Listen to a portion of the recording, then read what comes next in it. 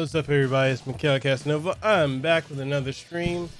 About to hop right on back into Legend of Heroes Trails in the Sky, part 1. And I hope everyone's having a beautiful Monday and a great day all around. We've been really hard at work over here on the channel. We've been editing back to back so many different podcasts and episodes, and it's been pretty crazy, but we're back at it, and I'm excited to finally be able to get this stream out to you guys. You know, every Monday we stream a new game, well, new set within the Falcom series. So we continue where we left off from the last one, and I am incredibly excited to pick back up on Legend of Heroes Trails in the Sky. So if you guys are ready to do it, I'm ready to do it. Let's go ahead and get right back on in to the Legend of Heroes Trails in the Sky.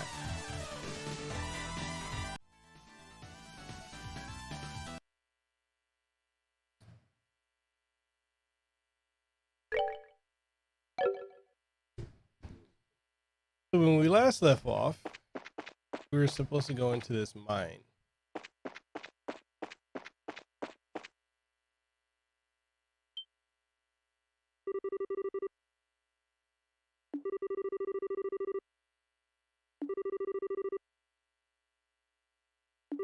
What's up, Chris?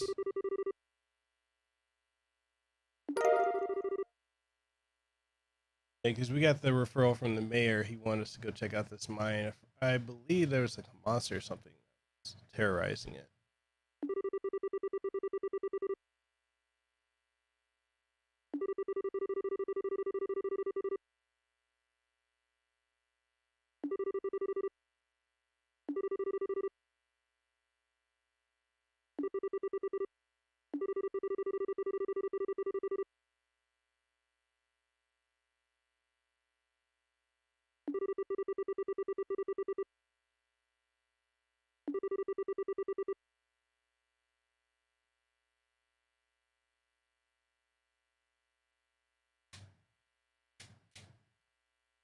So you just doing some room rearranging? That's what's up, man.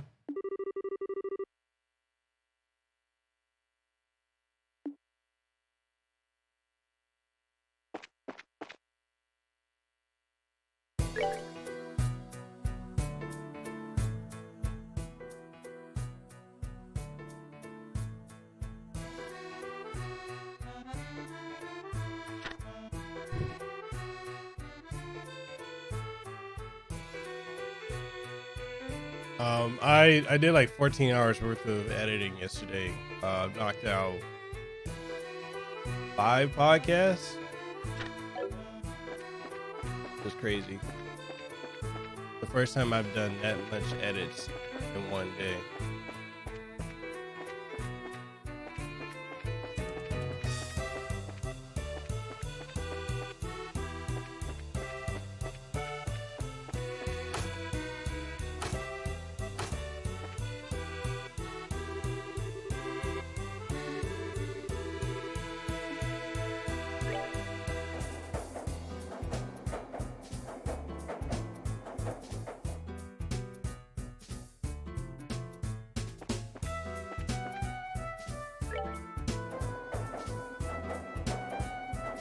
Now I want to know where the left thigh goes.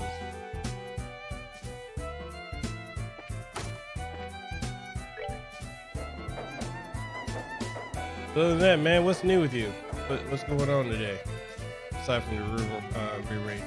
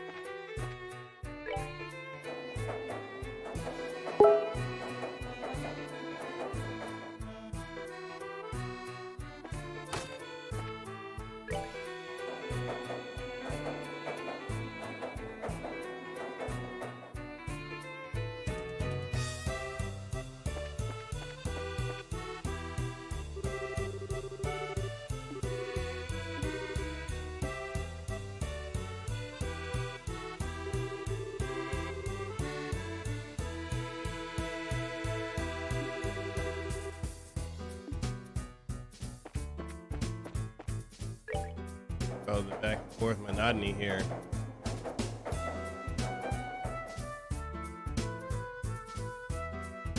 Yeah, I thought it was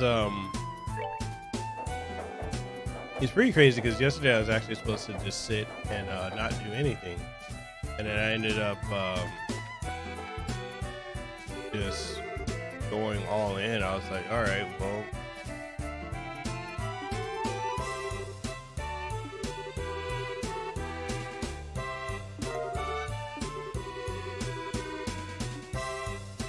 you know, I had to actually get myself in the mindset of wanting to create, and then I just started going from there. I had to force myself because, you know, the one thing I've learned about the difference between, well, actually, I can't even say it's a legitimate statement, but it is difficult to constantly stay in a state of creation 24/7.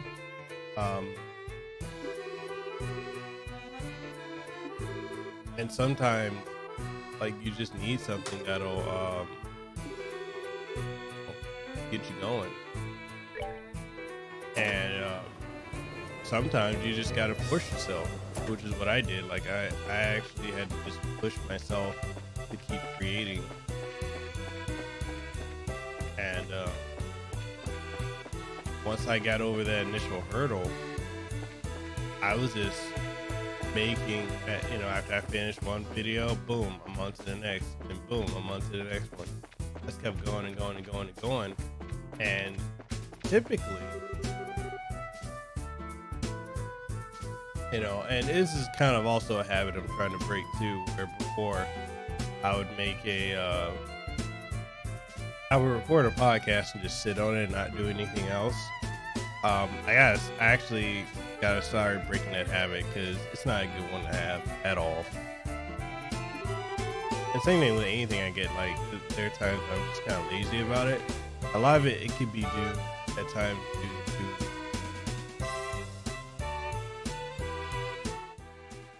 it can often be due to just like the heat, because it can get pretty hot. So I've just got to, you know, I'm fighting my center workflow, and once I get to it and I get in that moment, man, I'm you can't stop me.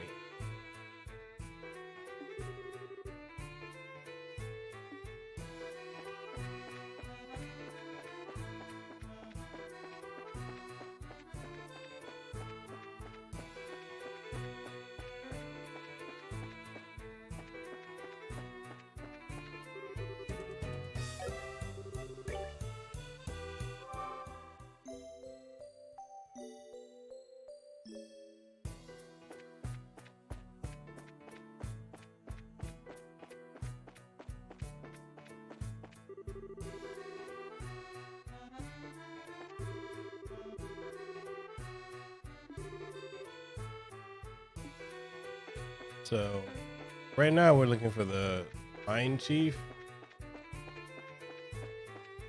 I'm actually shocked I haven't run into monster.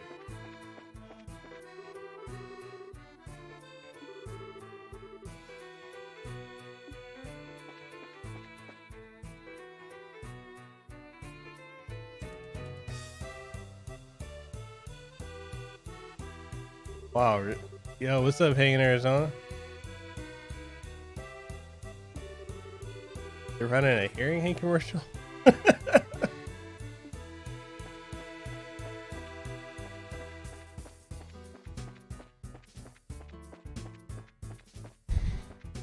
That's crazy.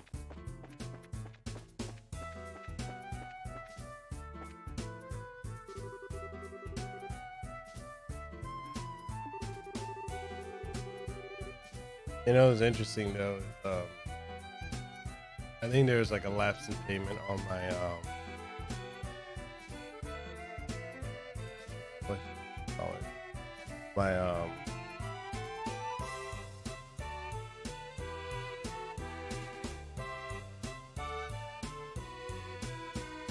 I was wondering what that sound was. So when my YouTube Premium lapsed, I had a point where I had one day where I had nothing but commercials, and I'm like, I see why they push that so hard, because man, the commercials can be ridiculous.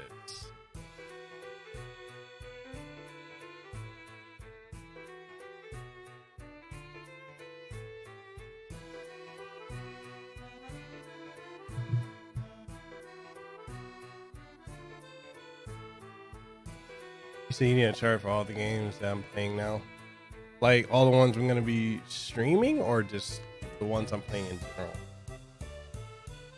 I put up my schedule for this month, so I'm playing every Monday. I'm playing so Legend of Heroes Trails in the Sky, followed by Ys Origins at night. And then on Wednesdays, I've got Grandia 2 and Monster Hunter. And then Fridays, this coming Friday, Saturday and Sunday, I'm on Shenmue 2. And just going from there. And then starting next month, I'll be streaming Skies of Arcadia Legends, and then I'll be hopping on a couple of the. I really have fully figured out everything I want to play next month. But towards the end of the month, I'll be closer to knowing what I'm gonna play. A lot of these games, I'm just doing like series playthroughs. Like I'm doing a series playthrough of Legend of Heroes here, a series playthrough of Ys, and a series playthrough of Shenmue. So like, I'm hoping I can beat Shenmue 2 this weekend and going into next week, prepped and ready for Shenmue 3. But you want me to? You want me to stream The Outer Worlds?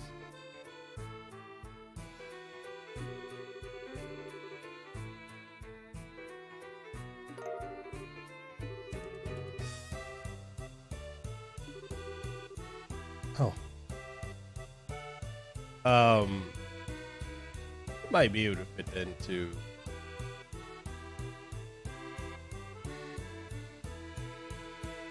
Might be able to fit that into the schedule. Might be able to swap out Monster Hunter for it.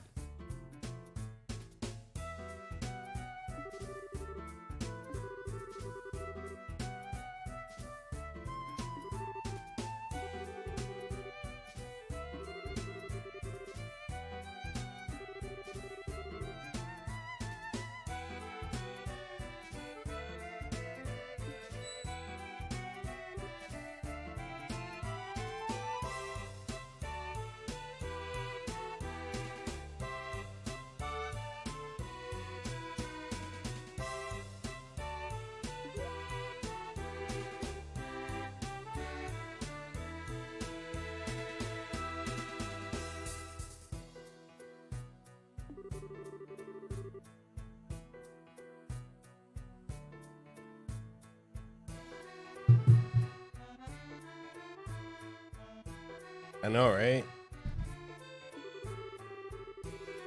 Back when they used to make really good JRPG music.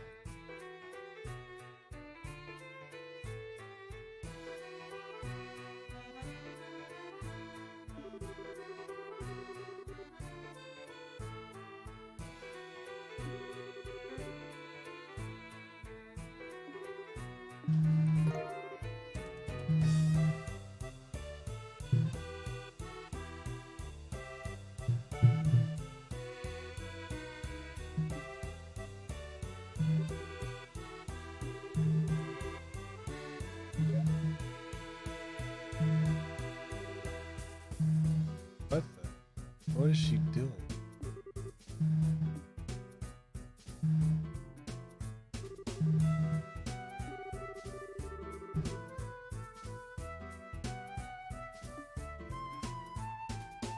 Such a it's.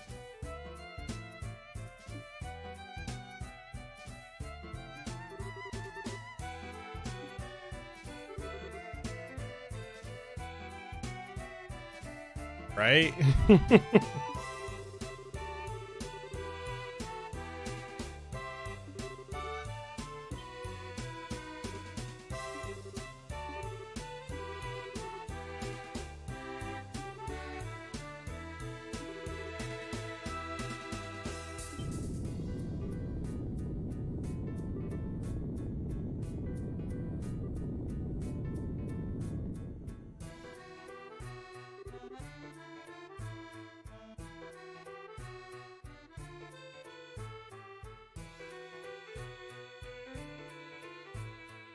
You probably either, if not on PC, you probably paid it on PSP.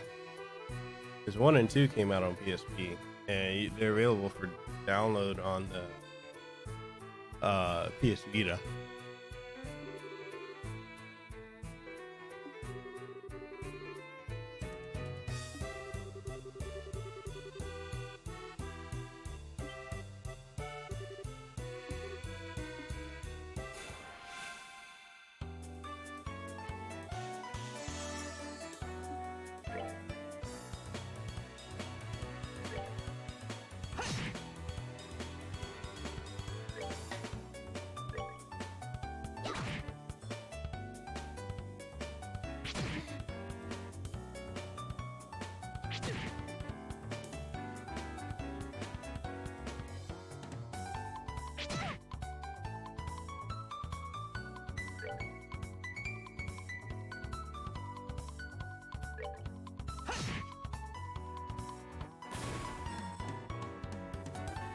Very much so formulaic.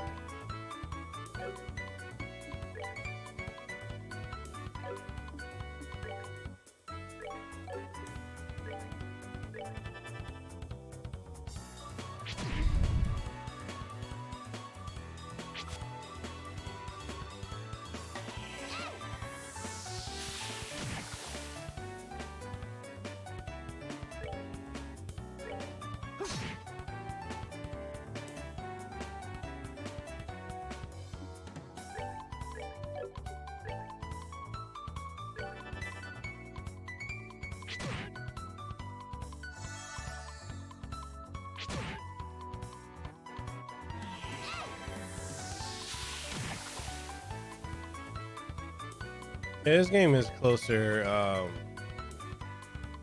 in format to like Grandia.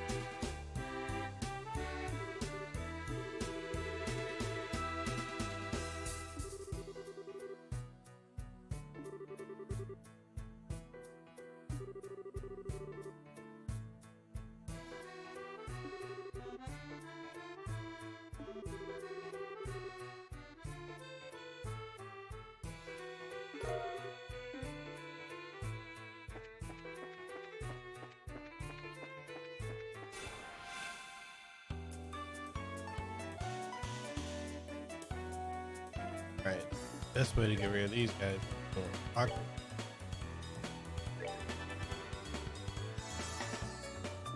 And then hit them back.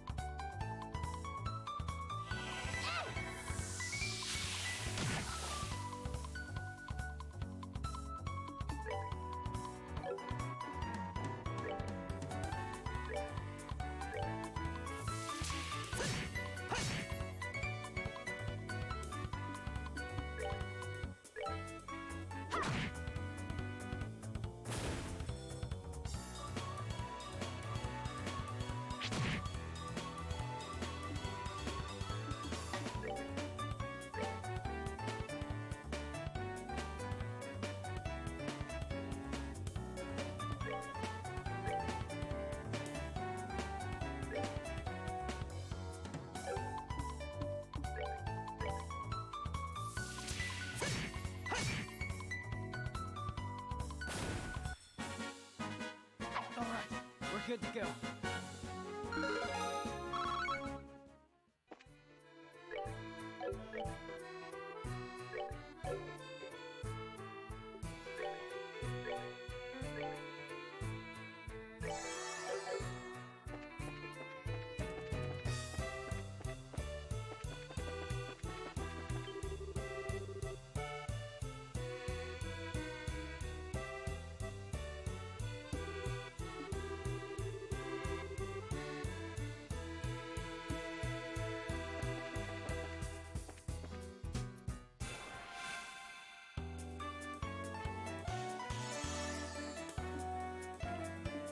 All right.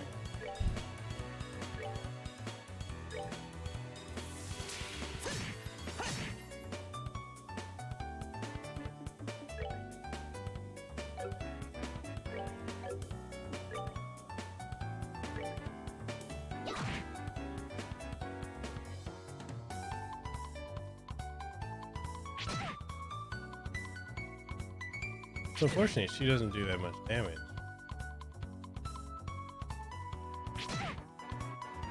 Okay. So.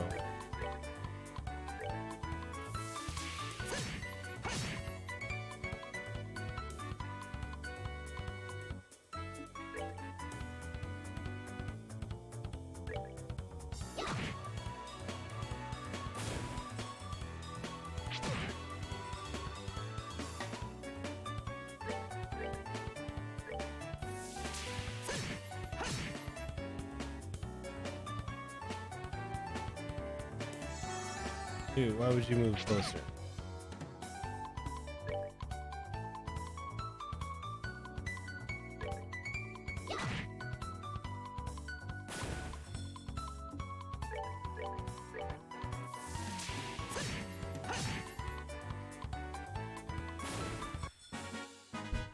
All right, we're good to go.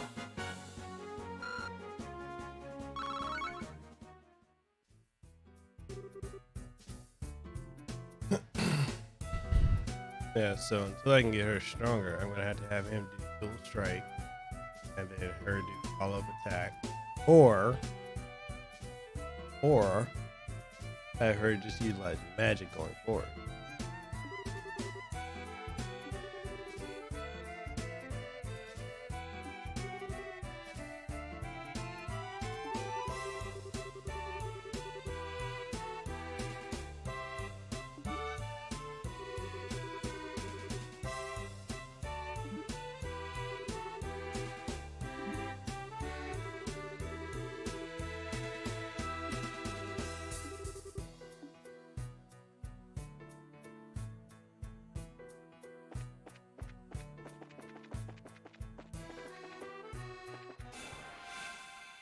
Oh man. At least it's only one. I just hit him with regular bullets. Build my CPU.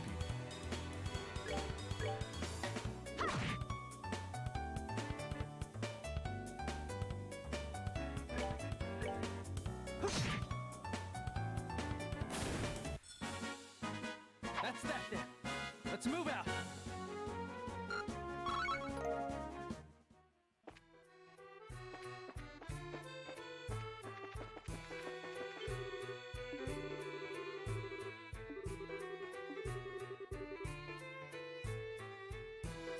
Hey, dude said he's all muscle, and then turns around and says, "Oh, this flag would be terrible for monster's health." Bro, get out of here with that. And restore all my stuff. That was hilarious. All right, get this monster.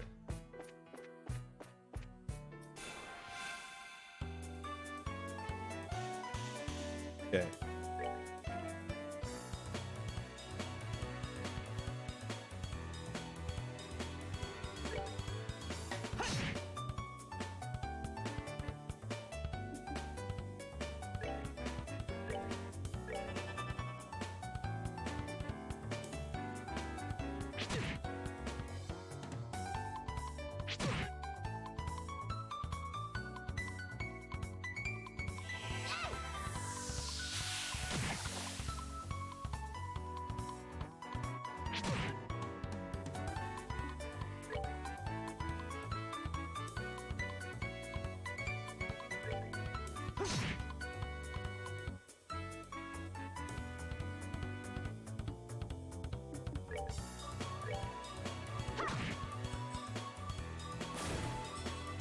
less to deal with.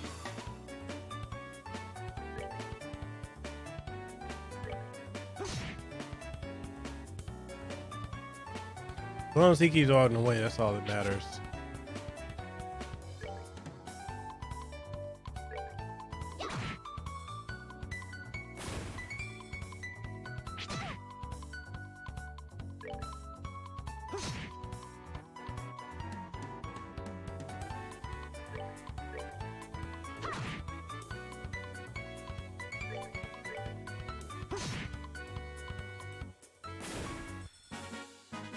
That's that then. Let's move out.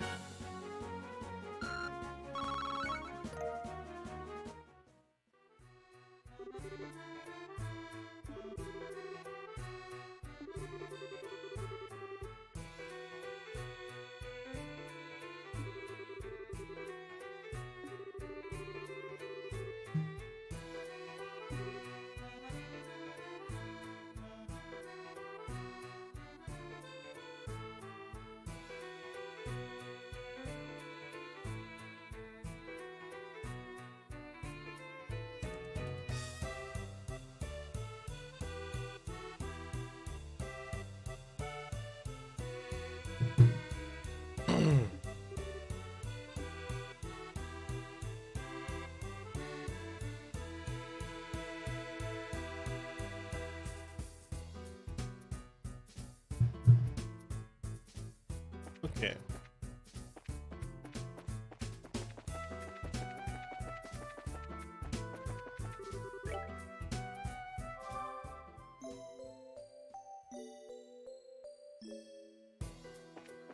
Alright, so we rested, we got our health back, and we can go after these monsters. So one of the things that I did before that was actually pretty foolish was I kept avoiding battles so I could just progress the story. And shout out to Dear Fanatic.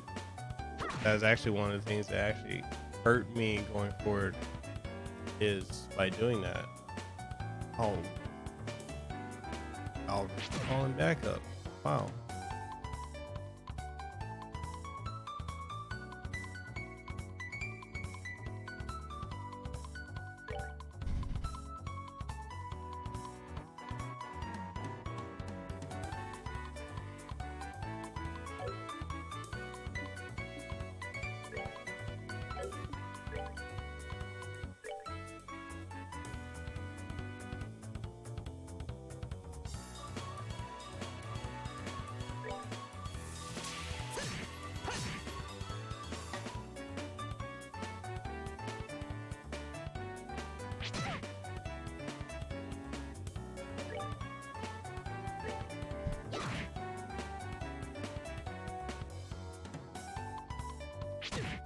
Yeah, dealing with all these guys is about to be a problem.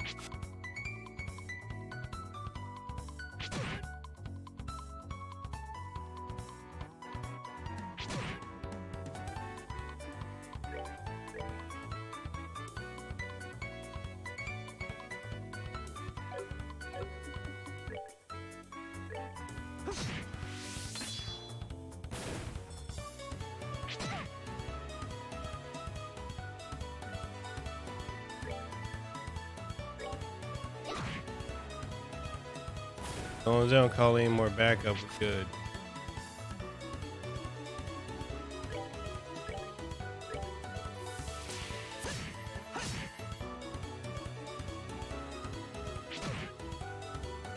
Alright. I gotta heal Joshua.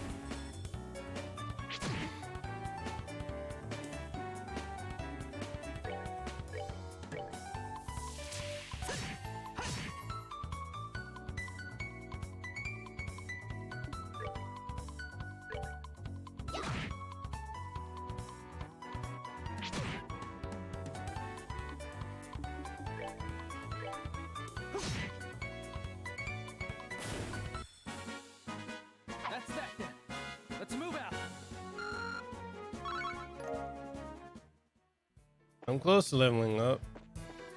Not quite there yet.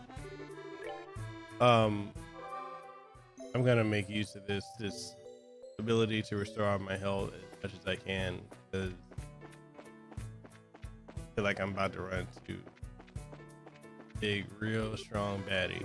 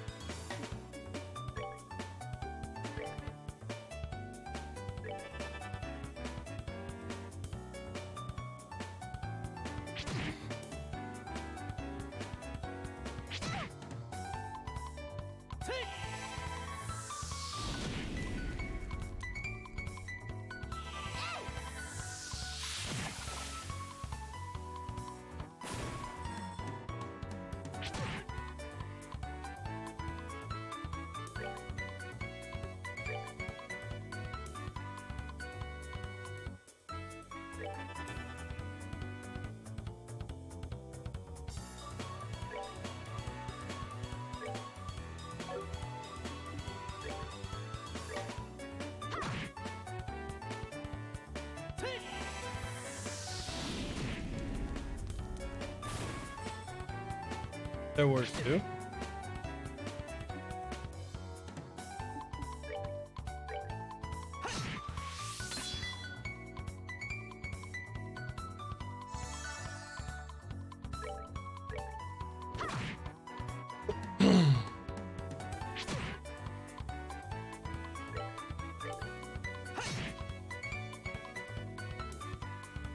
So like one of the things I've been doing lately, and I kind of had this wrong when I first started streaming or getting seriously into streaming. I thought that if there were games that I wanted that I haven't completed, I should just sit and stream all of them. And then it got to a point where the only time I was playing games was when I would stream. And so I started to realize, like, hey man, I still, you know, even though I'm making these reviews and I'm you know, doing all the stuff that I'm doing, I still need to make time, you know, to stream and enjoy video games, because that's my passion, right?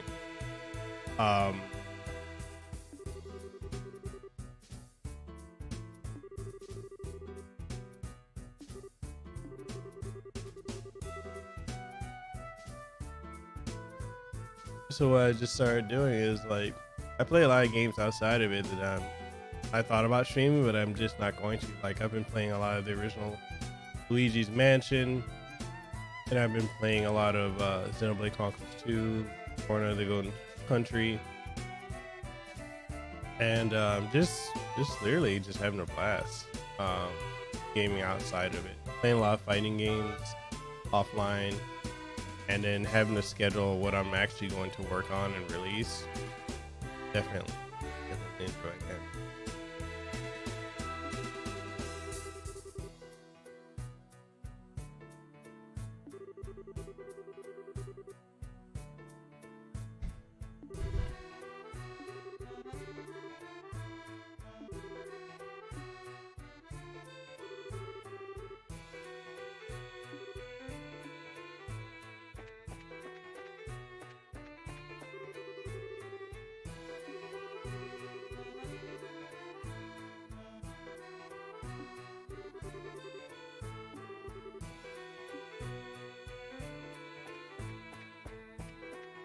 So for people watching, what are some games that you guys are all playing?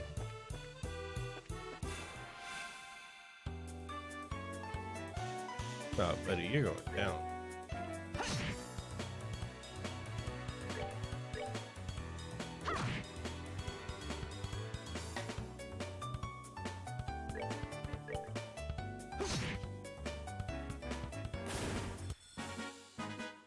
All right, we're good to go.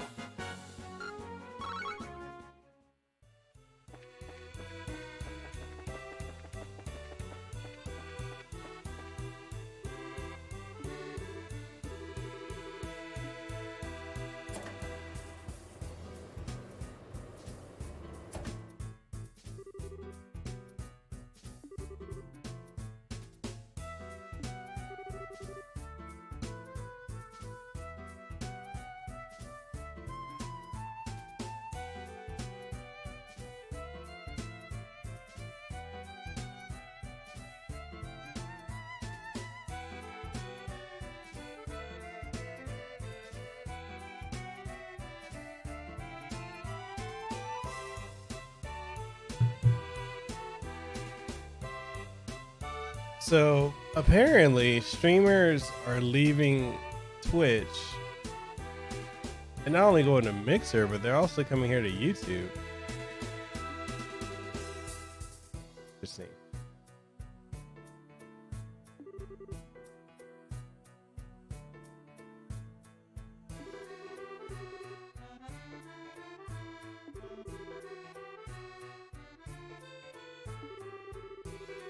So what are your guys' thoughts on that?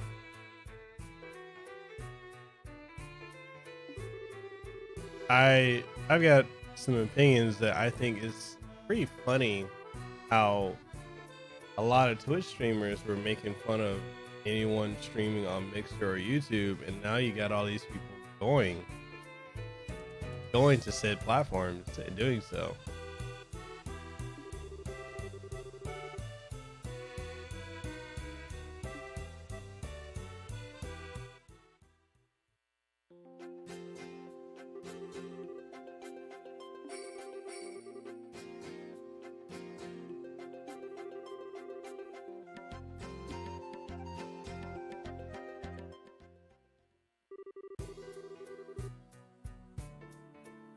With that guy.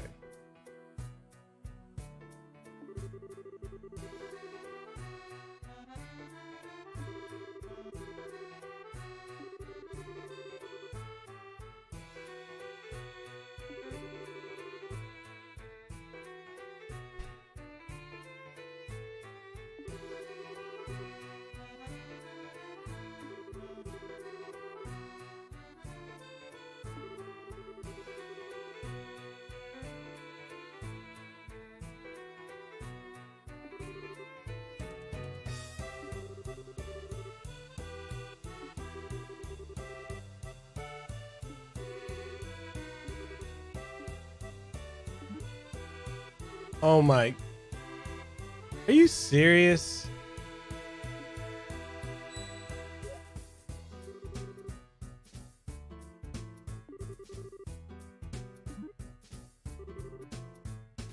For real, that girl is so annoying.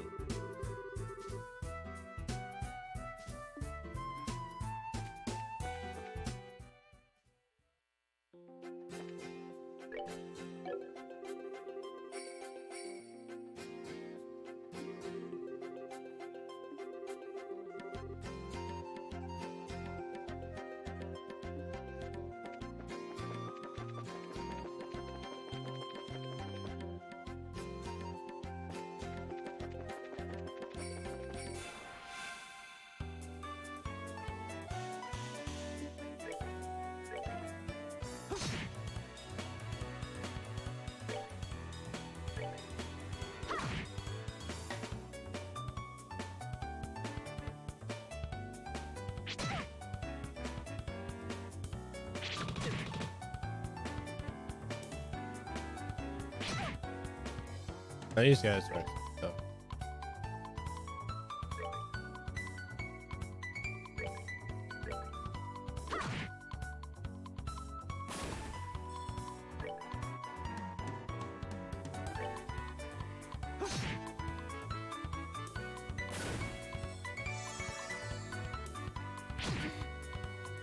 Get him, Estelle.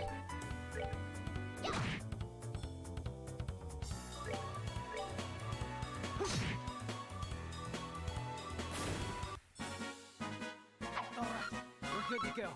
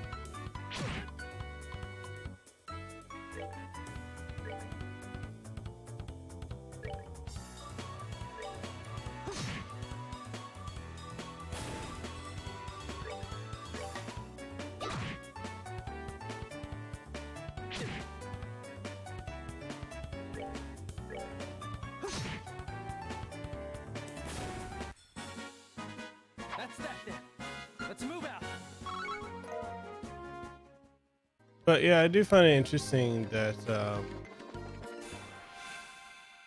they are pushing that this is now like a discussion that these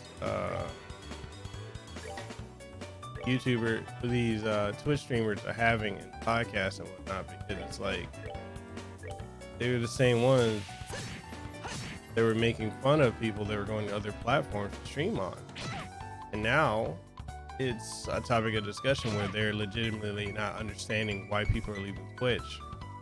And it's I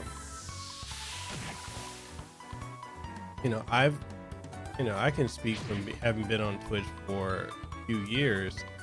I honestly, I didn't grow at all on Twitch.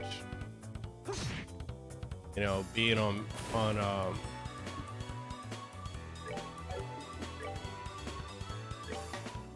being on YouTube for the last several years has actually been best for my growth.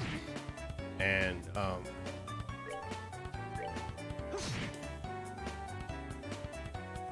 taking the time to build a community and to grow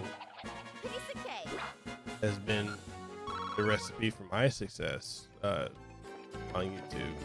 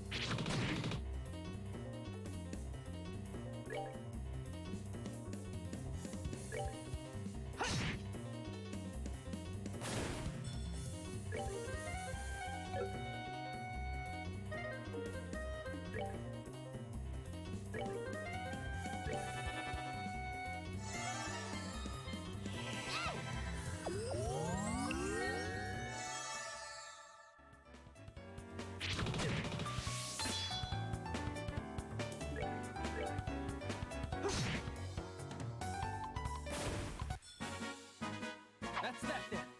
Let's move out.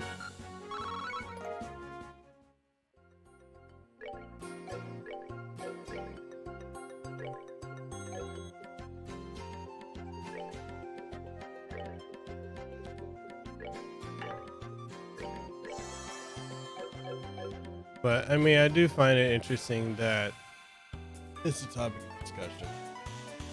I think there's this huge misconception that the only way to grow is you have to be on Twitch, or you need to go and use YouTube, some other platform to draw traffic to your Twitch. Which, I mean, that's a completely viable statement, but realistically speaking, it's not the only way.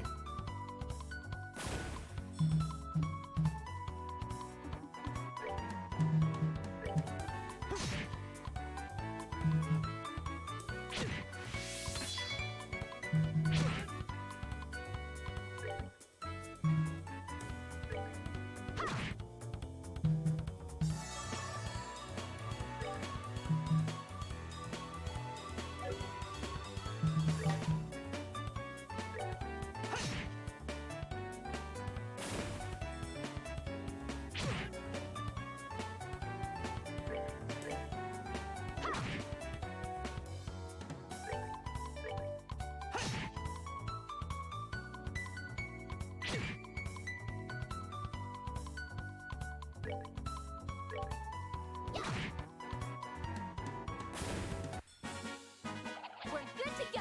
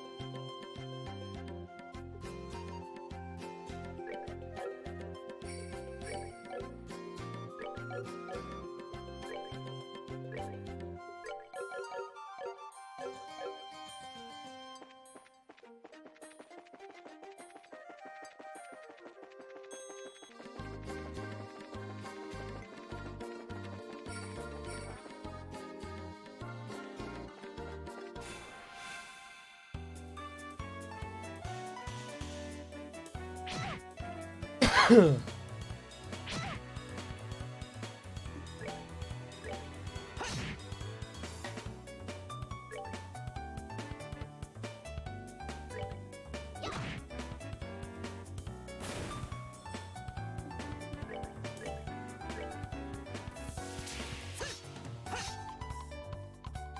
straight. He's straight, miss. What do you mean?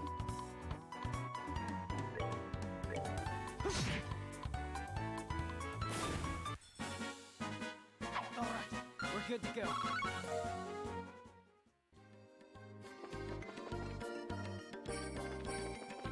Like for you or for just anyone?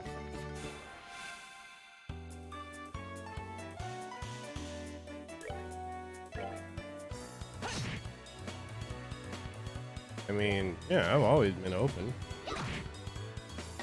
Why, what's up? We're good to go.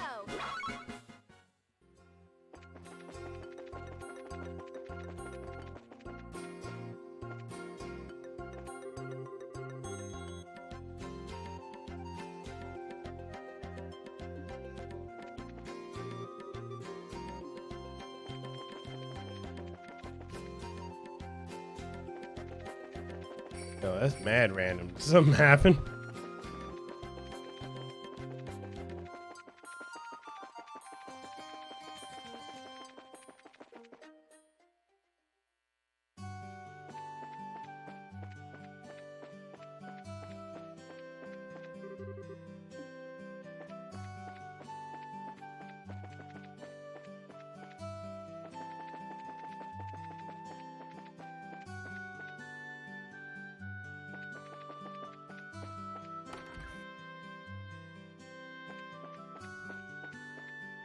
I'm just curious as to why you feel you have to ask me that, dude. You've been hitting me up for a hot minute.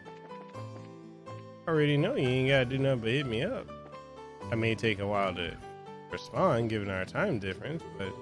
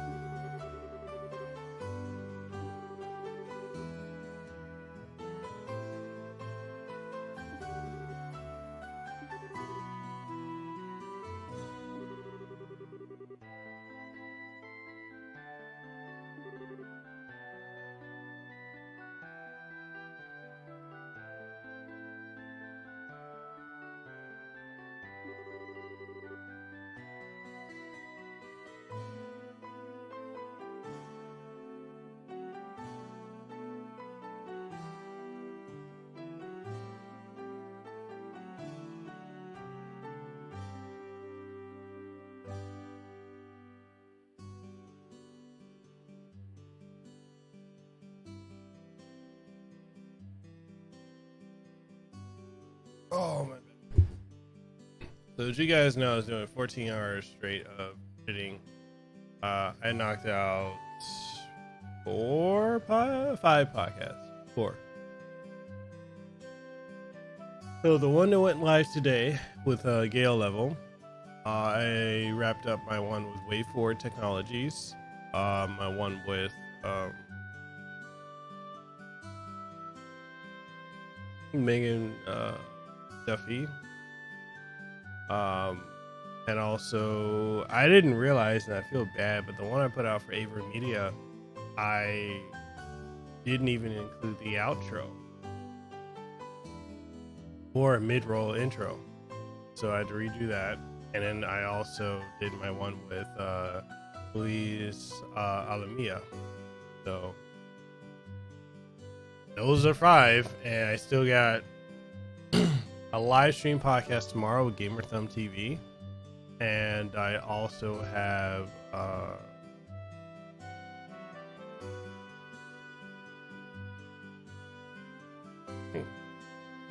4 more podcasts lined up that I probably won't be dropping until next month. But I'm dropping the one with Corey Marshall next week.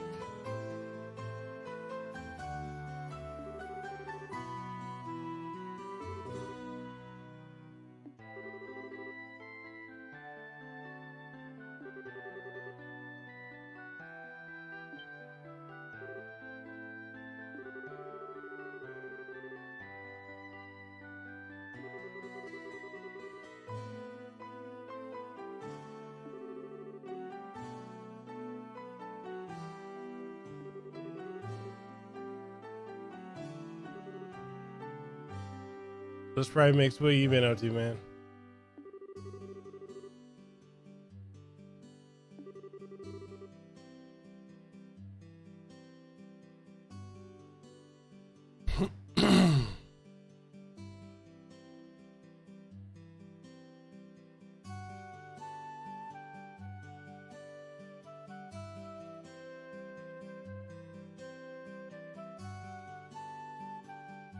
Nothing new going on with you?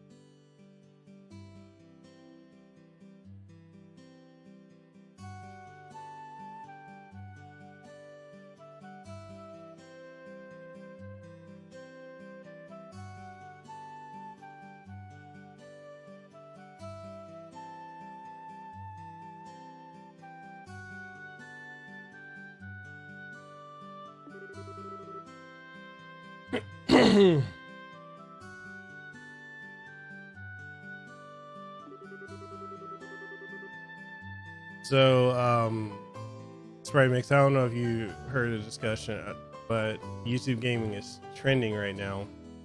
And a lot of people are, like, a lot of Twitch streamers are leaving Twitch to stream, you know, not only on Mixer, but also on YouTube gaming. And a lot of people are actually very, like, their Twitch streamers are very surprised to hear this. And there are some that are hopping on a podcast to talk about this.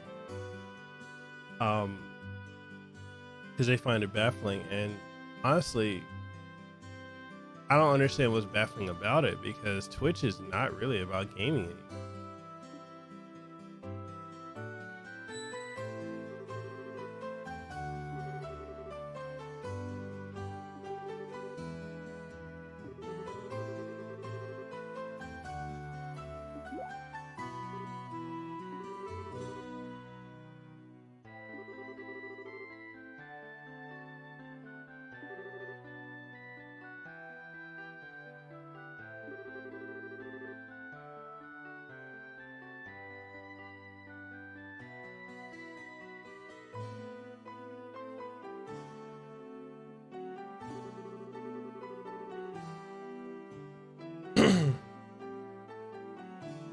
I mean, depending on the type of game I play, like me playing this, it states 3 viewers right now, and it fluctuates up from anywhere from like 2 to 4 to 5 or more. And that also really, I think viewership also depends on how effective you market yourself. But with Twitch, you know, with how so many people are on there, you know, body painters and ASMR, of course, people who are actually playing video games are going to leave Twitch when it's not even showcasing the top gamers aside from people playing Fortnite. And go and play something, you know, go to another place where they can have better success.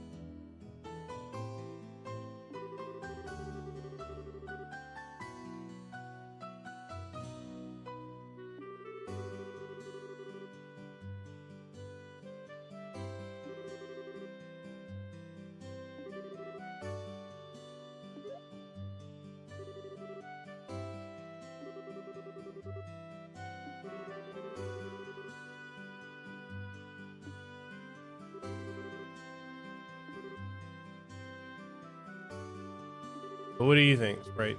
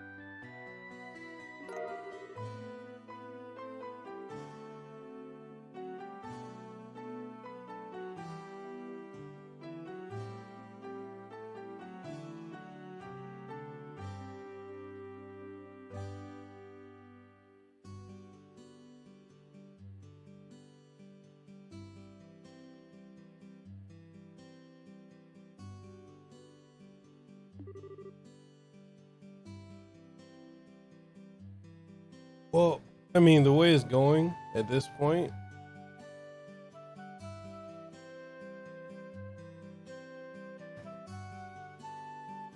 leaving YouTube is actually going to become a thing. I mean, not YouTube, but leaving Twitch is looking like it's going to become the new norm.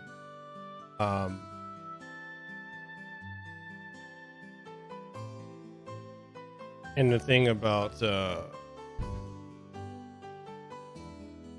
Mixer is you're not gonna have all the stuff that's on Twitch, like, you know, all the thottery and all that. They're super strict about that. I mean, there's some, but they're never gonna become the majority dominant the way it is. And Twitch has just been a PR nightmare for the last year.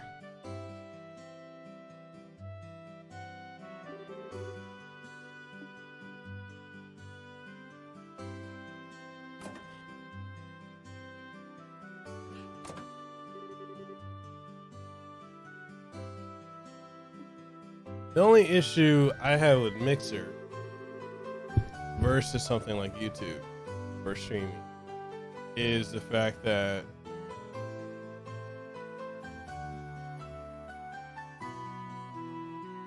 right now Mixer doesn't cater to a lot of niche games. Like what I'm playing now doesn't really, it's not gonna trend unless I start to bring people there, and then Mixer will put it on the front page. It's much easier to get on the front page of Mixer than it is any other platform.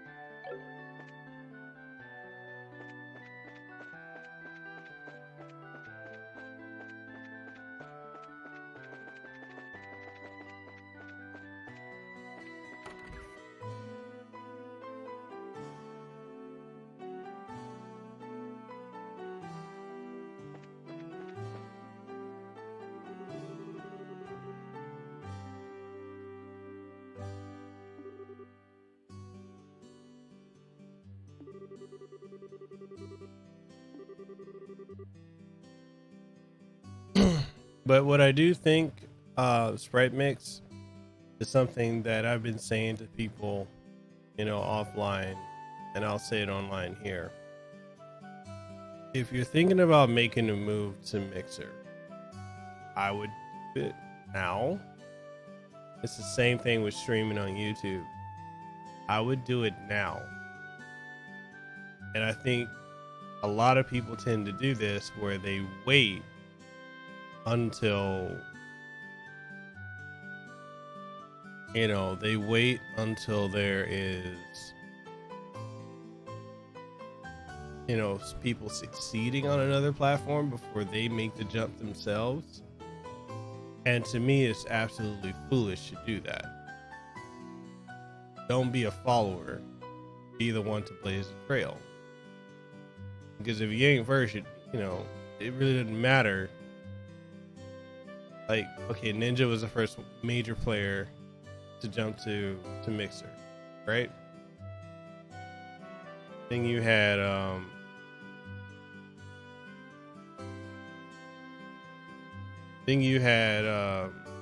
the other guy, Shroud. Then you just had the third guy to hop on. And it's like that window of opportunity, because so many eyes are on Mixer, that window is going to close. Because pretty soon, when everyone realizes Twitch is a sinking ship, and they hop over to Mixer or they hop over to YouTube Gaming, then they're going to complain like, oh, I can't get growth. And it's like, if you're going to make a decision, you got to make it, execute on it. Like with me putting all my content right here on YouTube, I'm executing on that. But what I'm also going to do is utilize Mixer for my second show, my second podcast, and also for my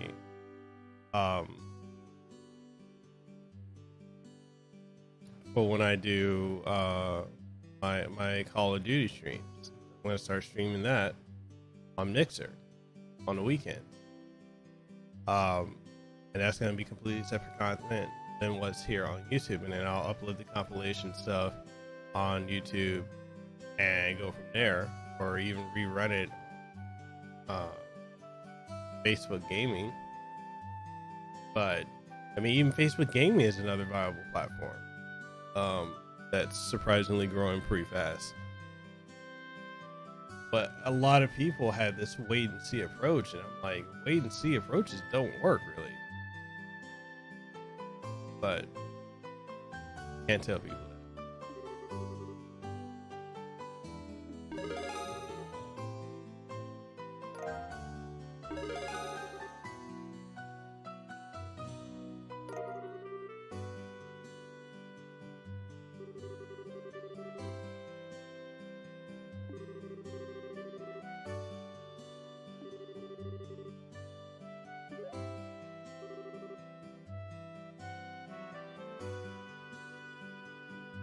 But I mean, how are you doing on Twitch? Is it viable enough for you to stay? 'Cause I had the same conversation with Kua when she was stubborn about staying on Twitch. And I asked her just a straight question. I'm like, look, removing all the hard work that you've put into making Twitch, your layout and all that work,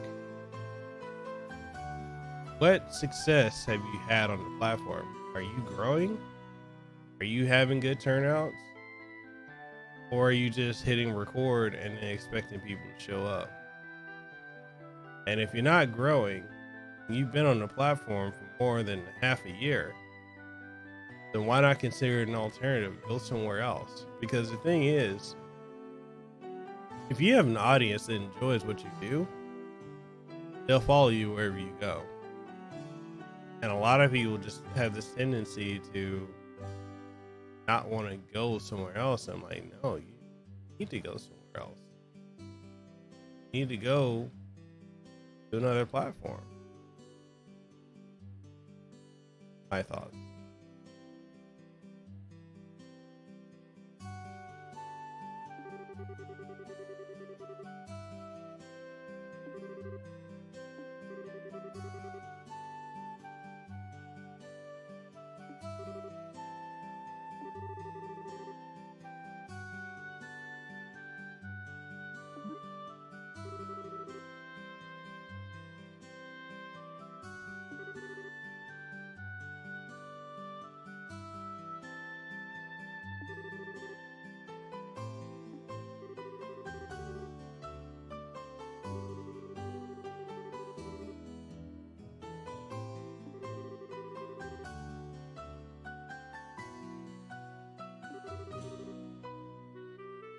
Yo, what's up, Miguel?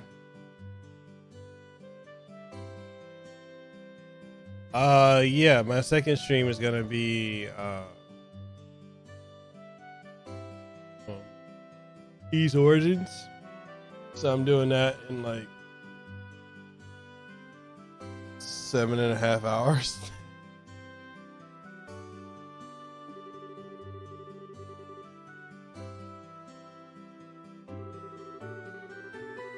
How's work going for you?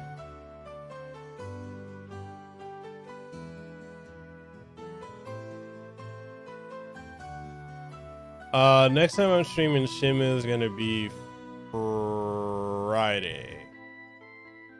So I'm gonna Friday morning and evening stream are gonna both be Shenmue 2. And then so I'm gonna stream Shenmue 2 Friday, Saturday, and Sunday. Hopefully I can beat it by Sunday, and if not, I'll carry it into the next weekend. The reason being is because on the 18th, that first stream is gonna be Shenmue 3. That's when it drops. So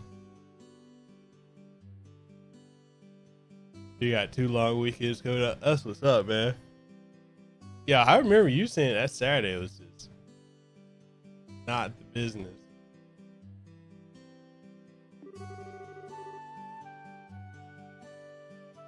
Yeah, my next Monster Hunter stream should be Wednesday night, and then end of the month I'm going back to Code Vein to finish that up. I might even just play it offline too. Yeah, I know you was living, man. You were telling me about it.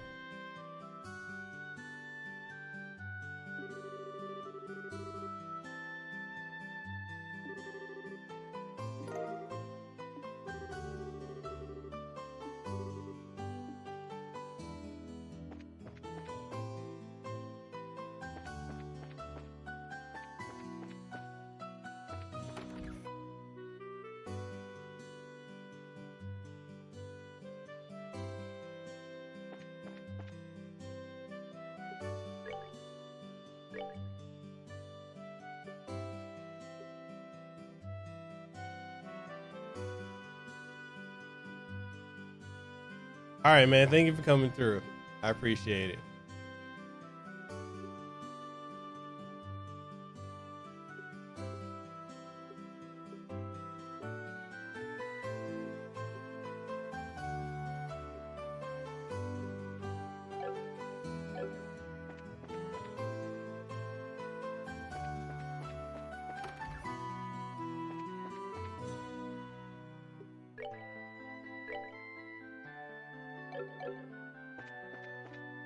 Yo, what's up, Max Spicer? How's it going, man? Hey, Mac, can you explain to me what is this nonsense with people upset over Guilty Gear? I'm hearing a lot of devs like really annoyed with FTC players. I'm like, whoa. If I was a dev, I wouldn't be happy with gamers in general. They crap on everything. But what's going on with this?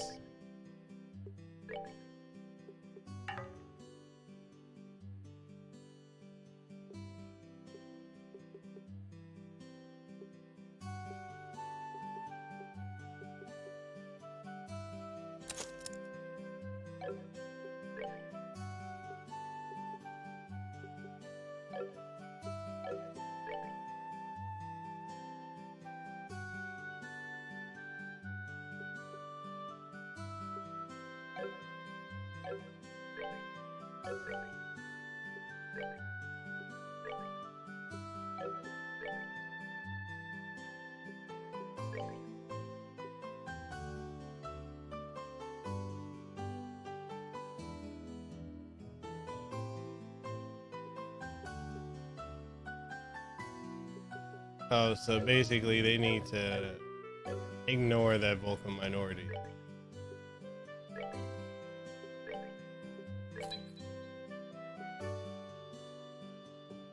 Hey, I was I know some of the devs I know, they were talking about it. They're like, man, they were saying like it's almost like they can't do anything without fandom like losing their damn mind, and I'm like, that sucks.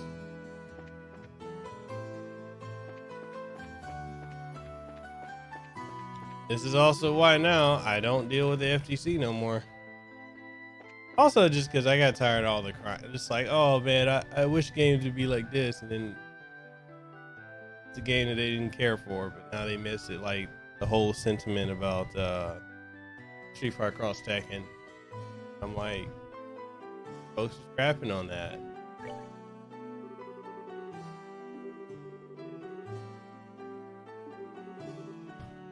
But this thing can be said about any gaming fandom. I mean, look at the Kingdom Hearts folks. They begged for Kingdom Hearts 3, got it, and they say it's the worst in the series. I can't.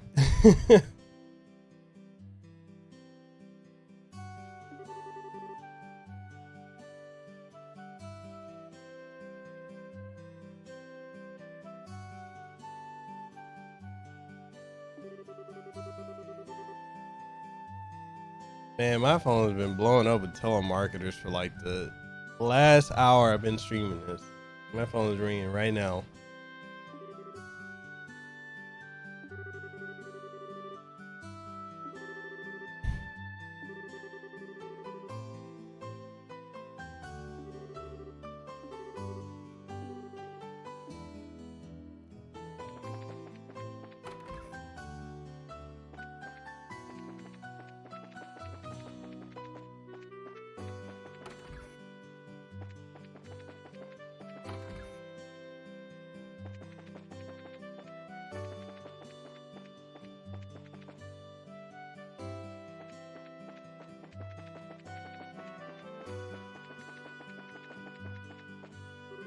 I mean, you know, it's just where I'm at now when it comes to gaming.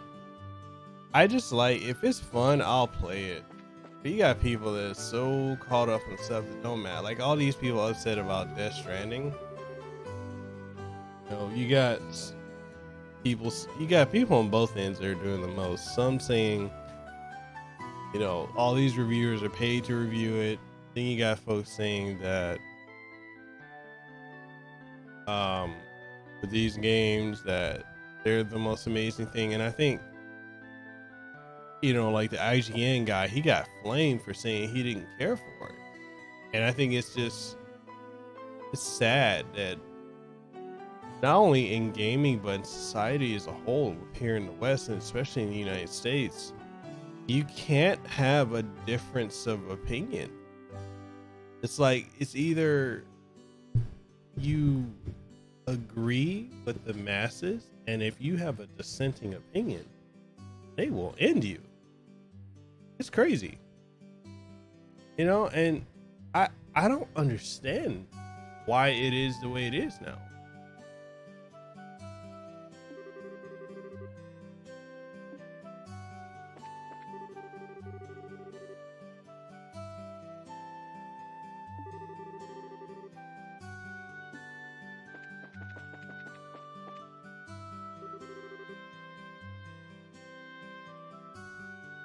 You know, and it's fine that people are serious about what they like. I wouldn't expect it to be any other way. But jeez, who hit me with the raging demon? Just scared the crap out of me. I mean, it's fine that people like what they like, you know, and are serious about it. You should be. However, people need to be okay with the reality that there are going to be people who may not care for it, you know? And it's okay. And a lot of people don't seem to be able to tolerate or understand or comprehend people's differences of opinion. Well, I know when you know, I'm older, 30. So I remember what it was like when you had a difference of opinion. Y'all could just like agree to disagree, but still be cool. But now it's like, no, you don't agree, we cancel you. That's scary.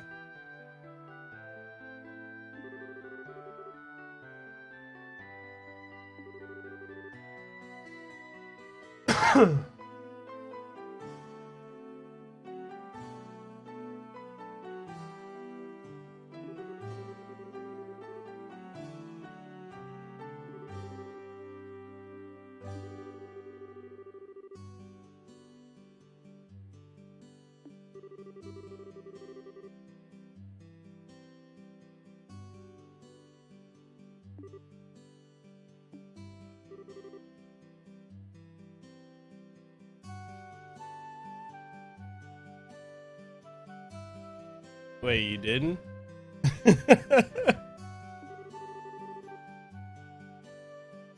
Yeah, I don't even know what's going on with that. I don't know what YouTube is doing.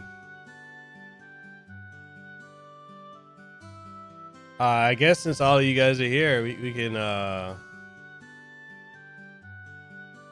bro, Mac, my review for Blazing Chrome, I had this dude, I shared it with Gamer Thumb the other day, and this one dude wrote me like 2 paragraphs as to why my review is just not informative, not good. Dude was going in on me, and I'm over here looking at like, interesting. I mean, I don't take none of that shit personally, but I find it hilarious when people can write paragraph responses to someone, you know? He said, no, I just happened to see you live in my feed, but nothing popped up.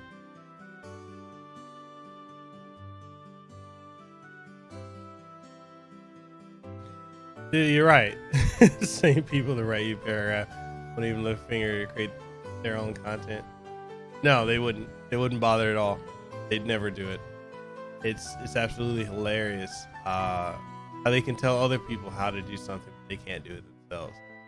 It's kind of like the whole parallel of those who can't do teach. You know, I don't know if you guys ever heard that saying.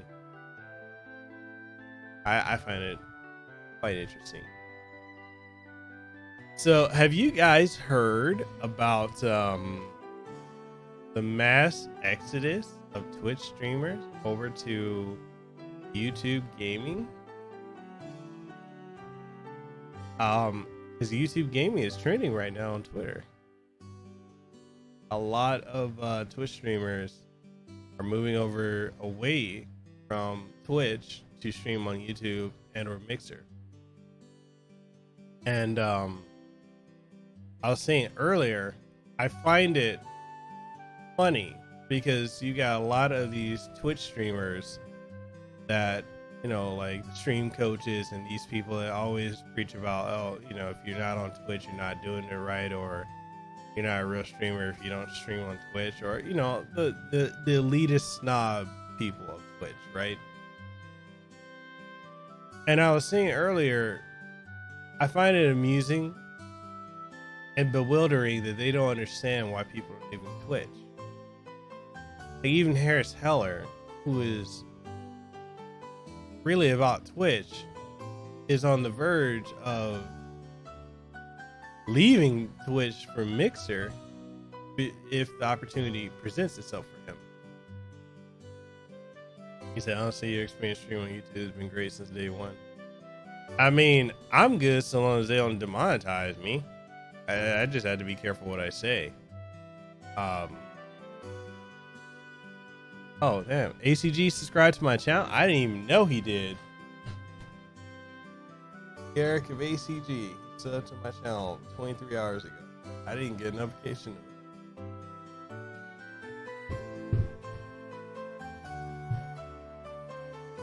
But the reason I see people leaving Twitch to stream on YouTube gaming, primarily YouTube gaming, is Twitch, look at who they advertise. They advertise titty streamers. They advertise these body paint chicks. They advertise girls who do IRL streaming and show their snatches. I kid you not. And they promote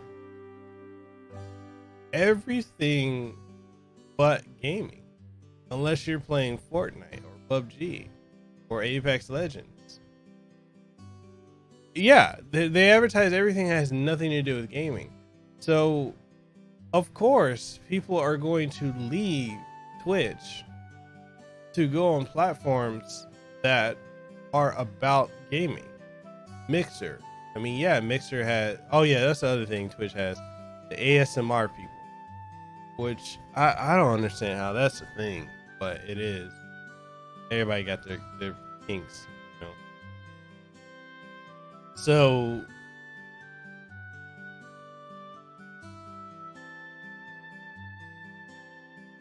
you know, going to Mixer makes sense, especially for the people that are gamers. The only issue I have with Mixer is the fact that you can't, like, you don't get support for games that aren't trending. So, like, if you're not playing Call of Duty or anything else, Mixer's not going to care about it. Unless you can bring your own folks to come and show up for that. Then Mixer, they'll push it. But other than that, Mixer's not going to bother with it. YouTube, actually, I mean, it doesn't matter. Like, if you already got a predisposed audience on YouTube, you can easily just stream and then people show up.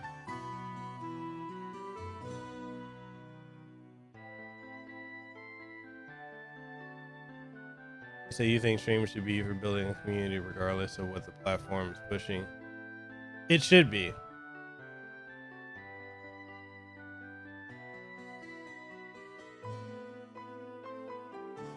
No, I mean, you got a point there. Like, I'm playing this. I'm sure a lot of people don't care about this, like, that are watching. I like it. And I know there's a large fan base for it, but I know majority of my viewers don't care for it. But, you know, it's a community thing.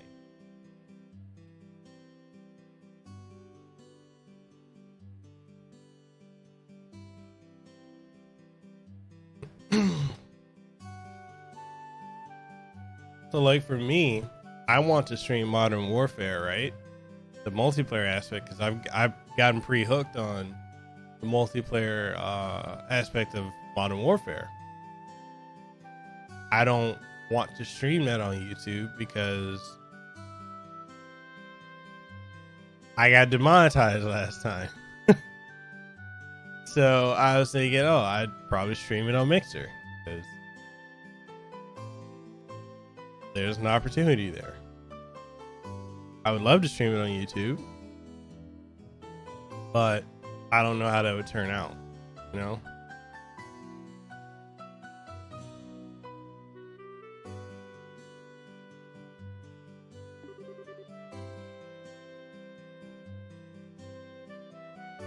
No, agreed. Agreed. I just don't want to get demonetized by YouTube again. It's like the other reason too. Like, I've had some people ask me, why don't I stream Code Vein, the Dark Souls like game? And I'm like, well, because that one company that hit me with the copyright strike, the copyright claim, and I combated it, and YouTube didn't back me up, and I combated it again. So I had to remove those videos because YouTube, I had an impending channel strike. And because of all the streams of that game, and the thing is, I thought it was an illegitimate claim until I found out that that was copyrighted music that is in the game. And they weren't willing to, relent. So I was facing like 4 or 5 strikes on my channel, and I'm like, I can't take that chance. So I just took those videos down, and I'm not going to stream that game. I'll play it offline, but I'm not going to stream it. That's one of the things that about Mixer I like, even Twitch to an extent. where you're not you probably won't get caught up in that, you know?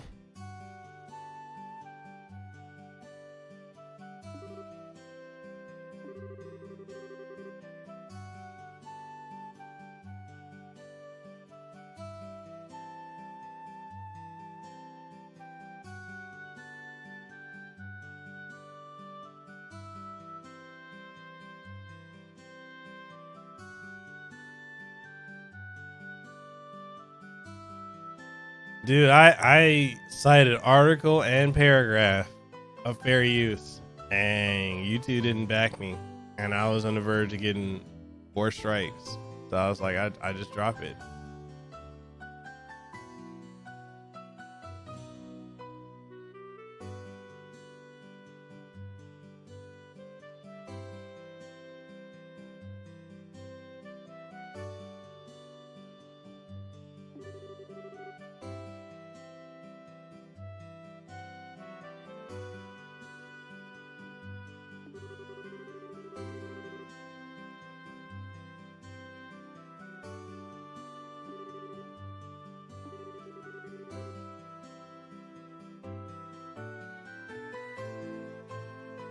You say, yeah, I think the whole idea of content creation, at least why I started doing it, was because it's fun. I don't look at it as work. Same thing goes for streaming. Everything else that comes with it is just extra. But I guess for full timers, it's a bit different, so I get it.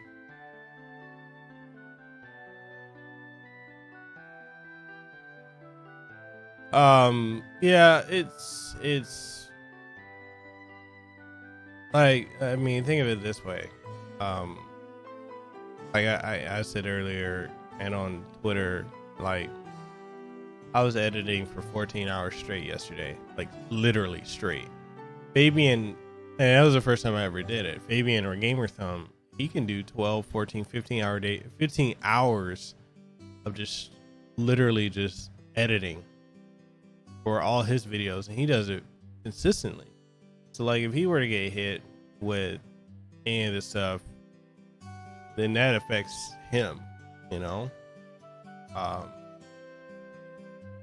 And I can't imagine, like, especially with his timeline videos, getting hit with the dude, it's actually starting to become a routine for me too. Like I woke up feeling like I went to the gym sore and tired, and it's just from sitting in his chair. But yeah, like, you know, if like copyright strikes were to hit like Fabian's timeline videos, that would affect him, because he puts a lot of work into that. So, you know, in that aspect, for us full timers, dude, I mean, it's fun. It's work, but it's fun.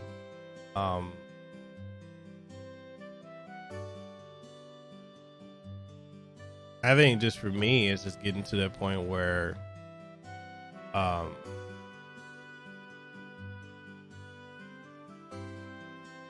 guess my work starts to pay off in a way.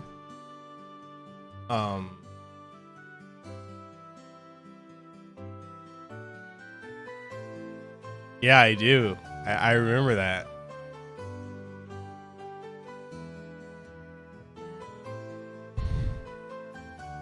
So they tried taking it all the way, but they had no ground to stand on, so it was finally released. Did you get strikes for that?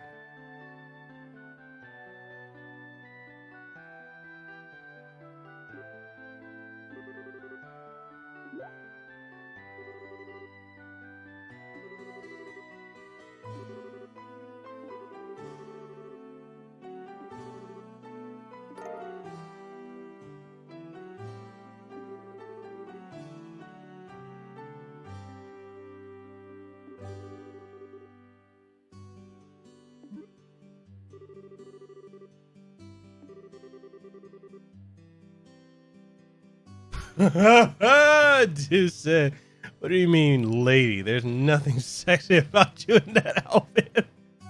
That's savage.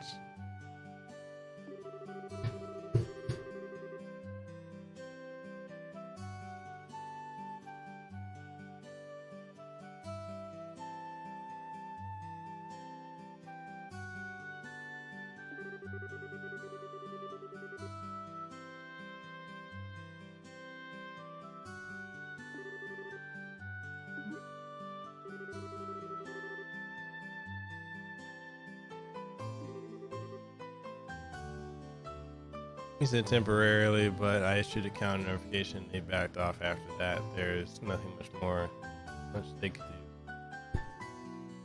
And see, it's stuff like that that makes me. Oh man, we could. I'm so happy for this live stream podcast that you and I are gonna do, Fabian, because dude, I want to touch on everything, like this type of stuff.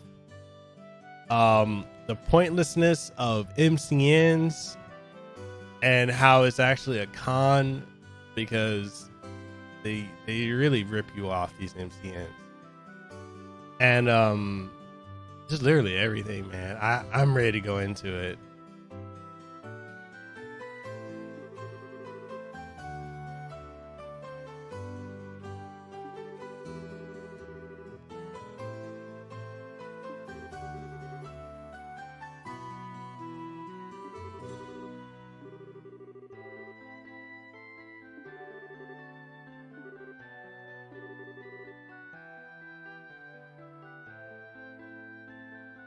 Dude, I'd be the first one to buy that book. I'd support it on Kickstarter.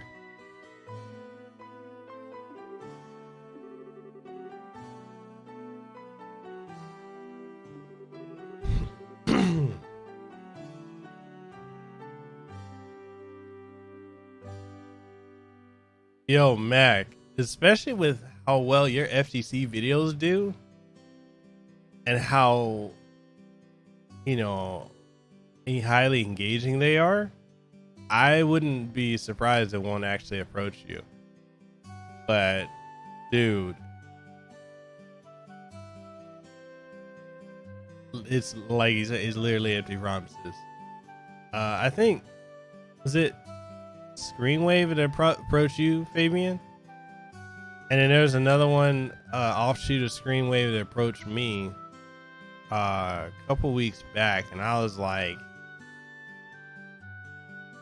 oh dude, I didn't even get to tell you, that that website that wanted to feature my show and partner with me. They wanted to have control of who I interview, what I talk about, how often I upload. I'm like, no.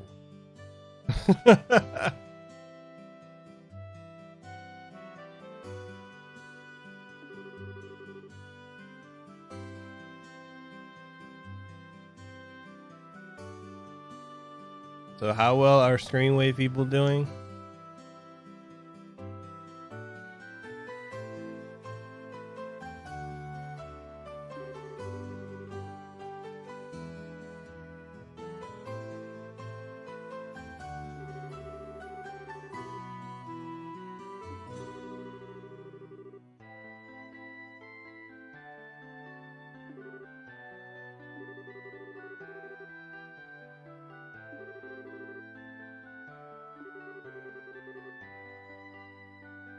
I mean, your stream's at in like an hour, right?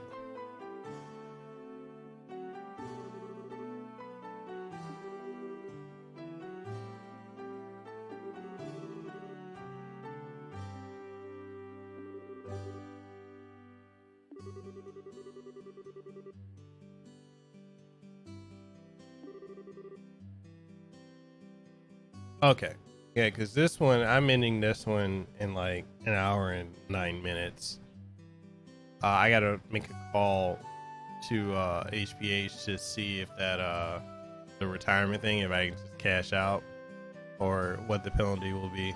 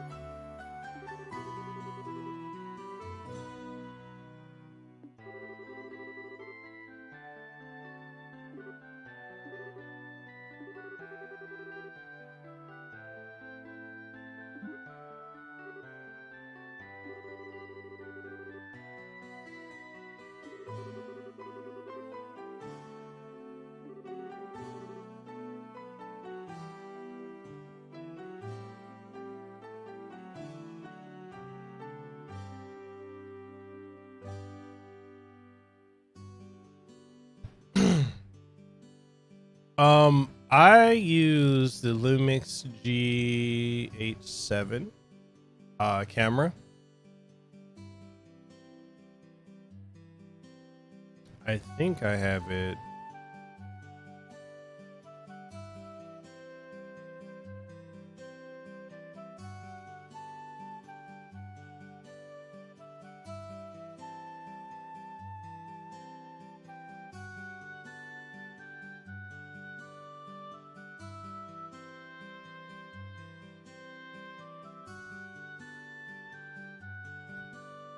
Thought I had it in my my whatchamacallit, my link below. I think I do. It should be in my my Amazon page that I have in the description. It should be a tab where it has that. I use the Lumix G7.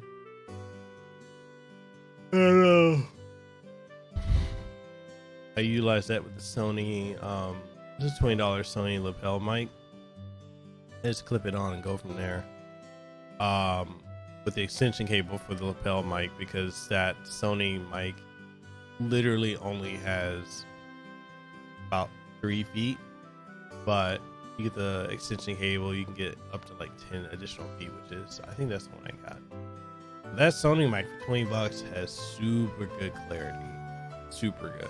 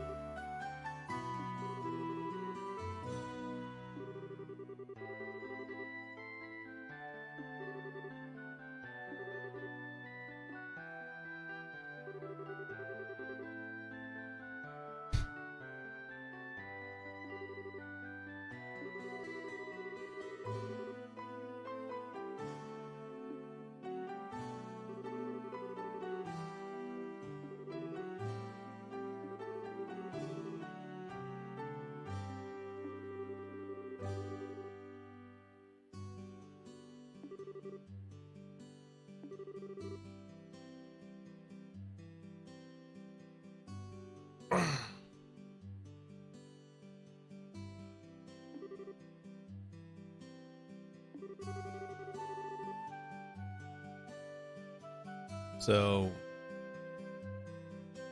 I think for this month I only have like one review to do, and that's for this headset here, the Victrix one. That's it. I don't have anything else to review this month. So literally this month is just going to be reviews and like streams and podcasts, 'cause I don't have anything to review.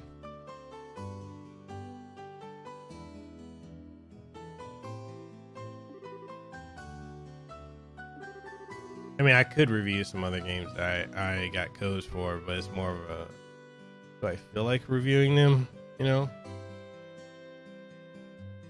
Oh, and I'm reviewing, oh, actually, no, correction. I'm reviewing the Switch Lite Pokemon Edition. I'm not a Pokemon fan, but Nintendo is sending me the Switch Lite Pokemon Edition.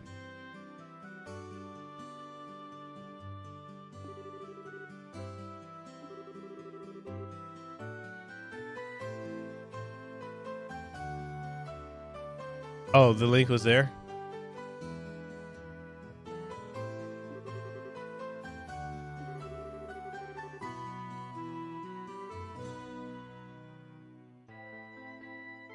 Okay, cool.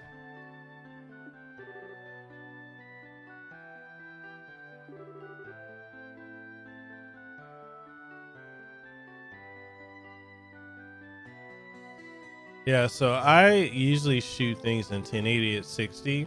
I could do 4K, and I know a lot of people that shoot stuff in 4K, but I don't see the point.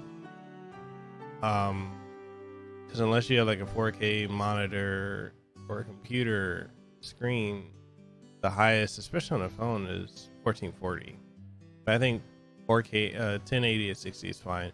The thing is, like, the reason I kind of stuck with 1080 is when I had Michael Fisher on my show, Mr. Mobile, I was talking to him about, you know, the methods of recording stuff and style and format and everything like that. And I asked him if it needs to be more than 1080, and he's like, no, it's fine. 1440 is fine. I was like, oh, I mean, no, he said 1080 is fine. I was like, oh, I don't need to do. He's like, you don't need to do 4K. They do it because, you know, they've got million subscribers or more, but he said it's not necessary.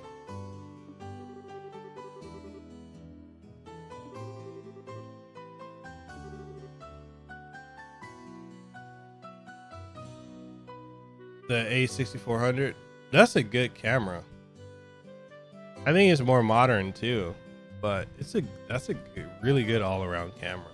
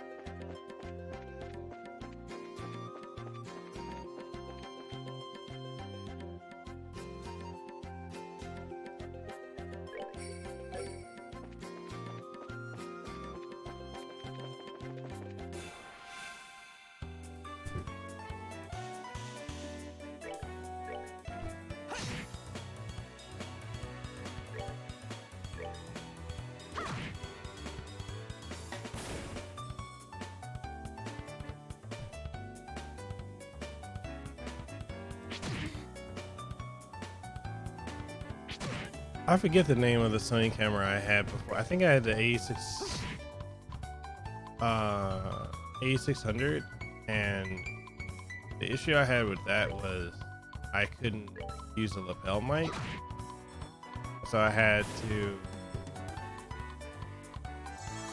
utilize the microphone on the camera, and it was terrible.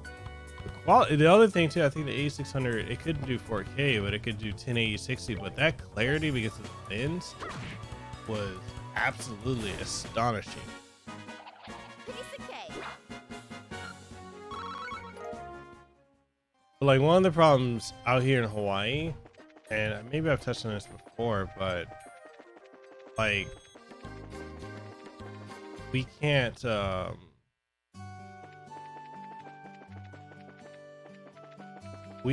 order batteries for anything out here.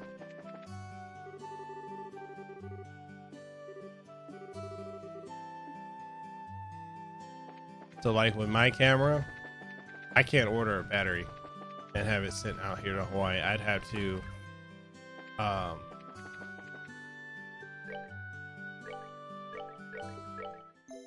would have to have a friend mail it to me.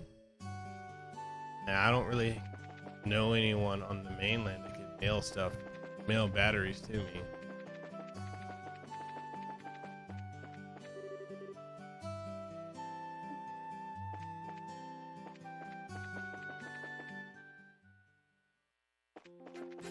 So like when I went to HawaiiCon, I made the mistake of leaving, like I because we were rushing to pack.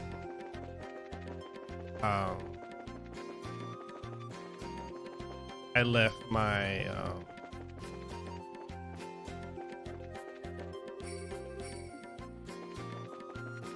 I accidentally left my battery in the hotel room. So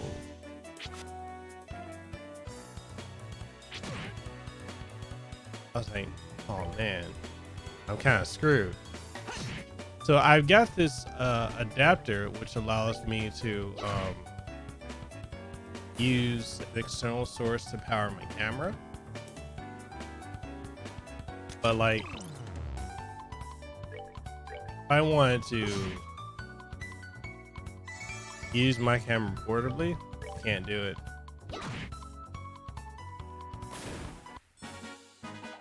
Piece of cake.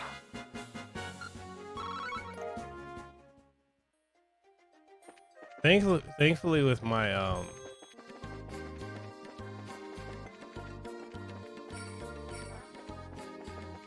wait, going backwards. Thankfully with my Note 8, Note 10, I can I'm able to utilize like external mics on that, and the quality of the Note 10 video is just second to none. I think only the iPhone would be comparable to it. Which at one time I was actually using my iPhone.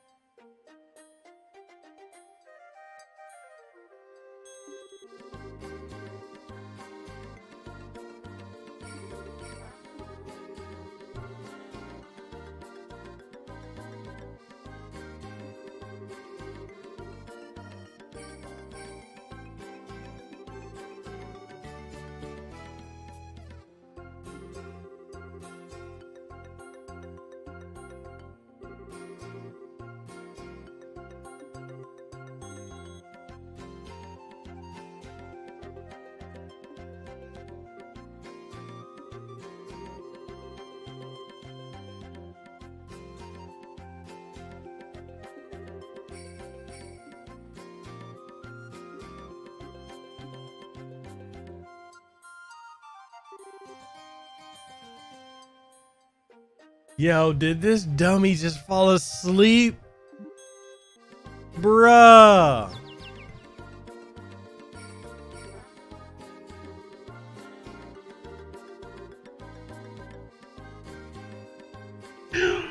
Yo, the chick fell asleep taking a picture.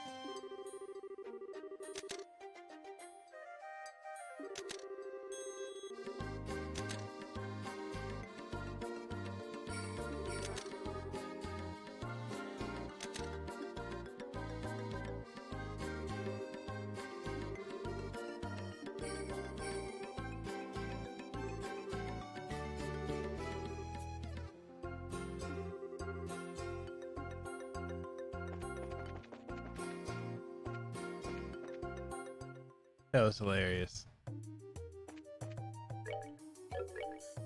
I should save first.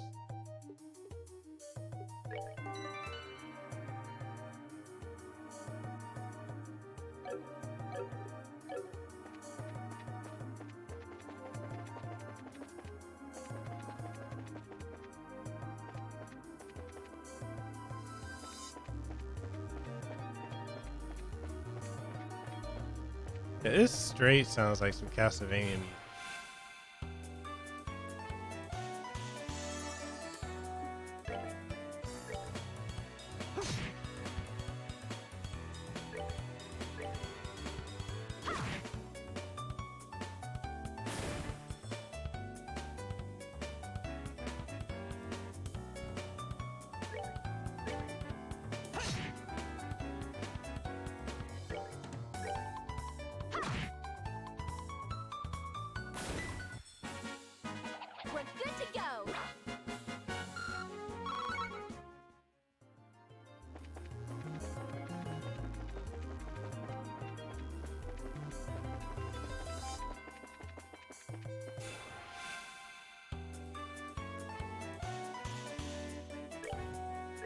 He should be able to kill it in one hit.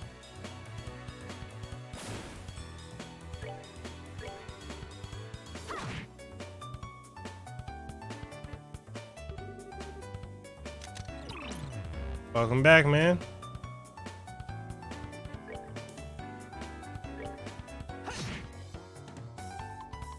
Like this dungeon music straight sounds like, well, not this music here, but the other music earlier sounded like Castlevania.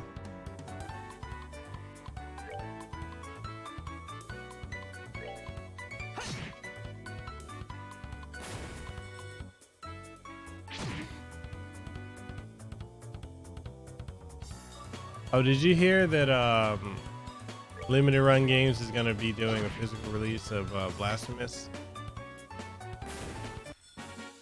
What would you schedule? Good to go. Still up.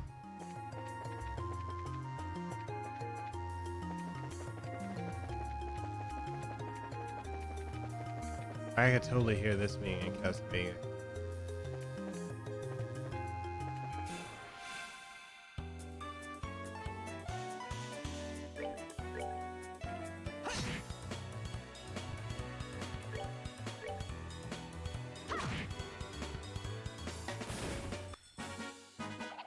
Piece of cake.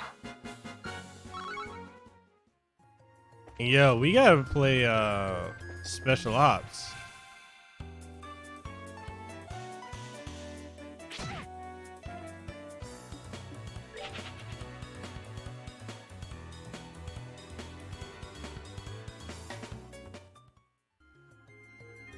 Nice. I'd be looking forward to that. Dude, tell me this wouldn't be. Well, if we could just listen to the damn music.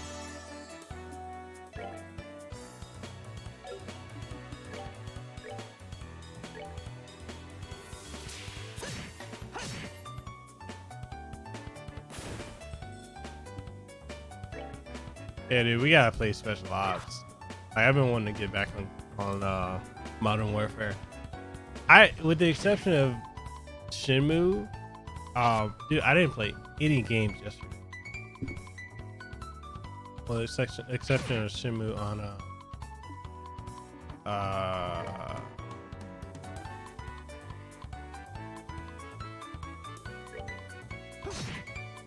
Saturday.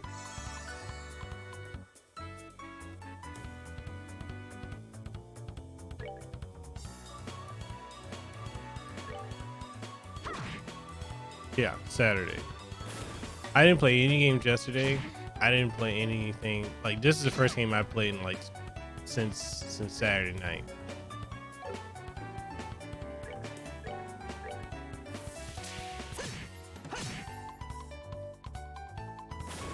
And like, I'm really trying to get my work rate to a point where, you know, I'm able to just have weekends off.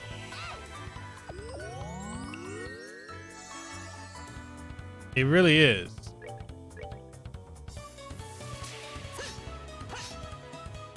Dude, how are you gonna miss? You deserve to be hit.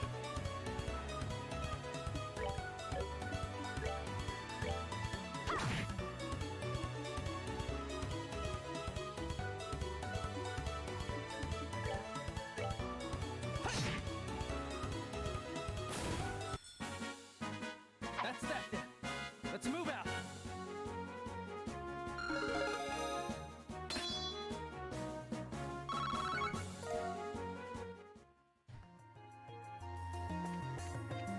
Okay, tell me this music here. This could totally be Castlevania.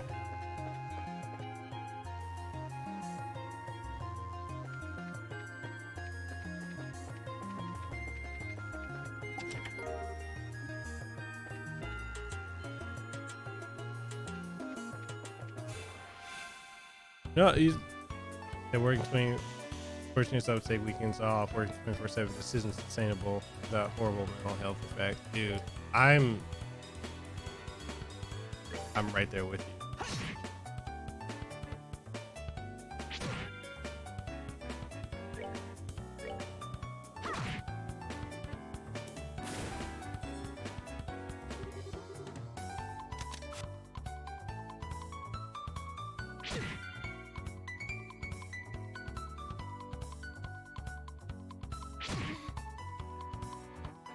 So like yesterday was supposed to be the day that I was gonna just take off. I didn't want to do anything, but I forgot. I was like, oh damn, I need to get these podcasts and these other videos up and ready.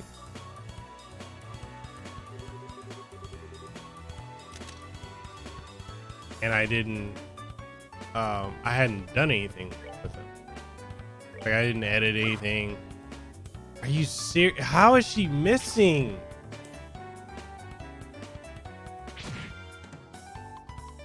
Bruh.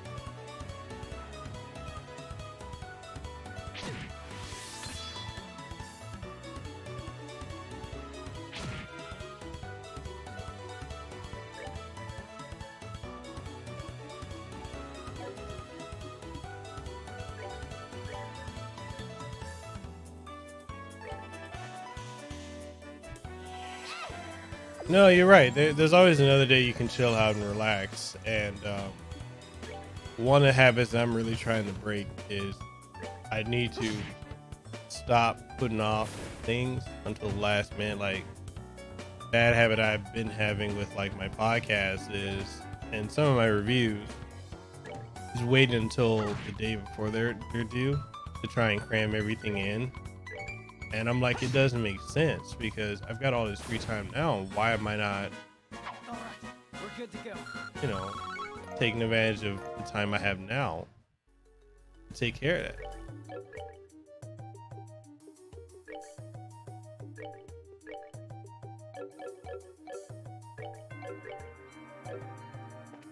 So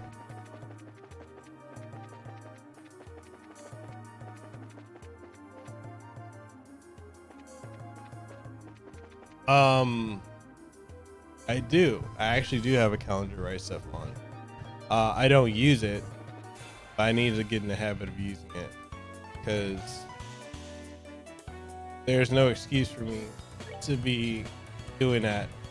And I think also too, and it's kind of hypocritical because at the same time, I get on Lehua about it because she gets lazy about stuff, and I'll get on her about it.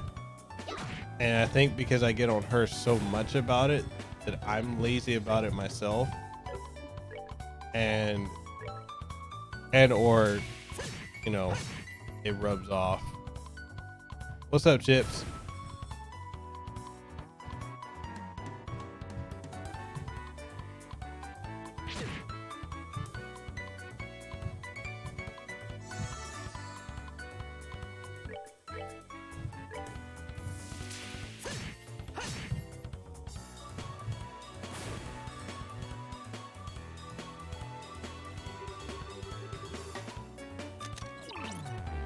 I definitely need to try that.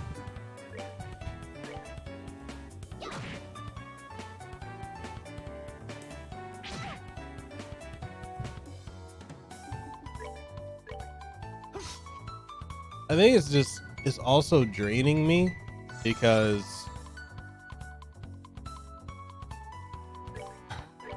you know, I'm taking on not only my social media stuff and marketing, I'm also taking on hers.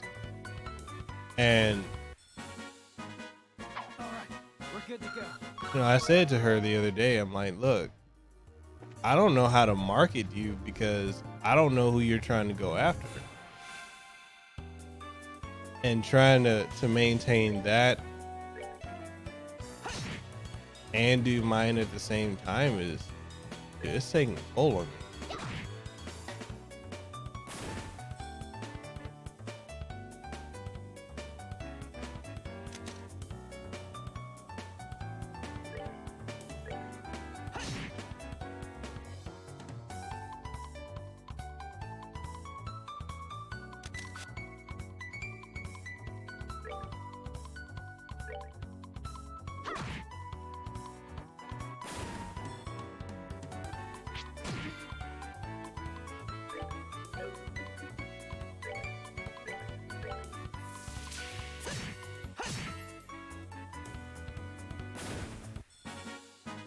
That's that then.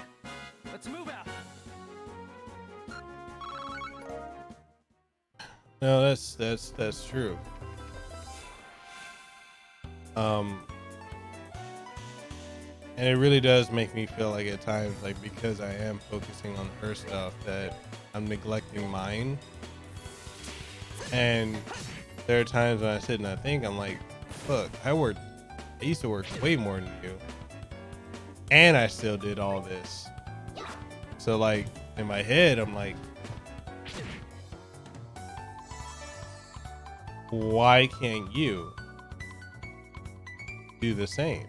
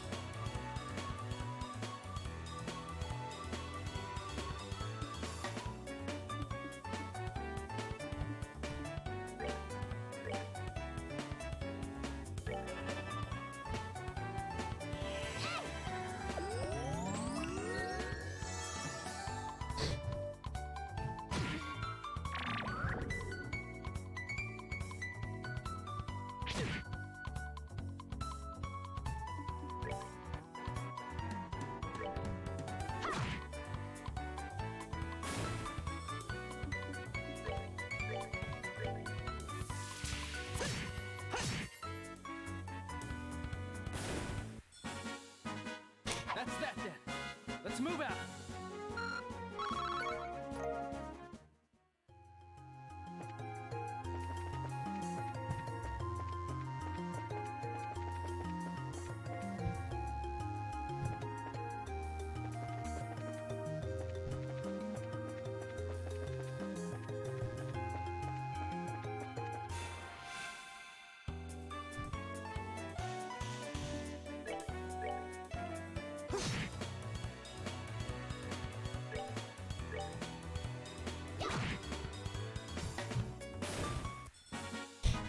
We're good to go.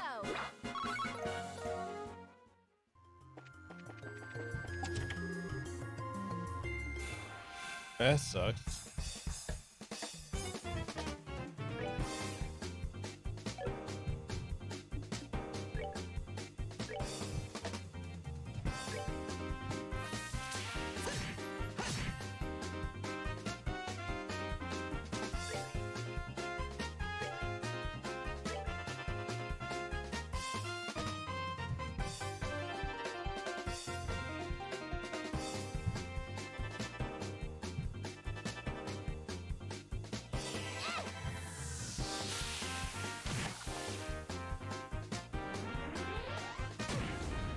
Are you serious?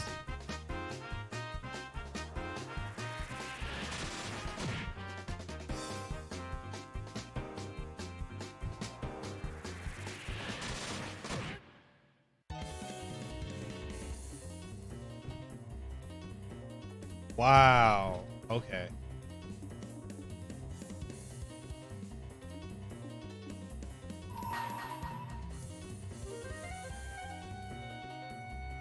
Let's do this.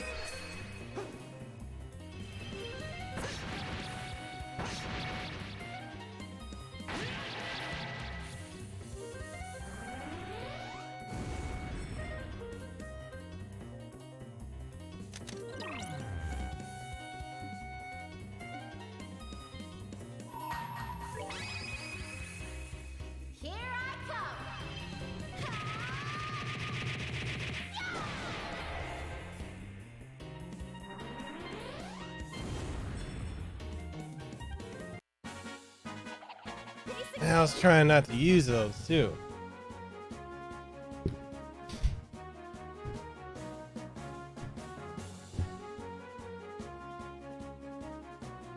Hey man, that's a smart hacker. He trying to sell people water in an empty cup.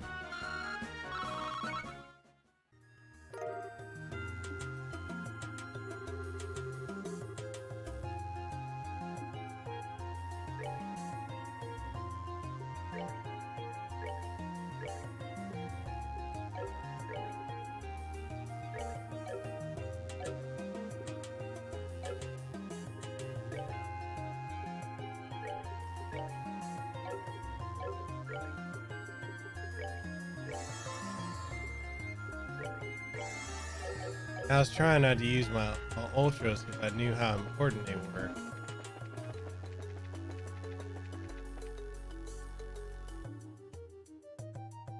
All right.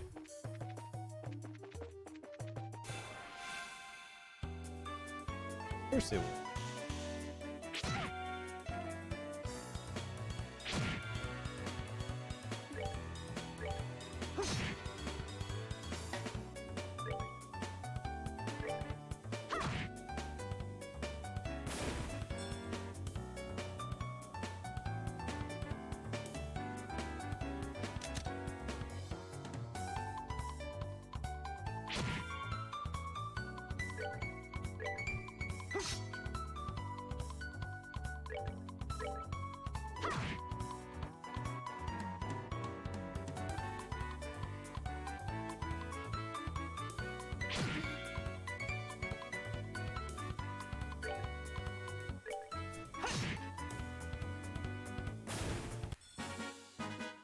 All right, we're good to go.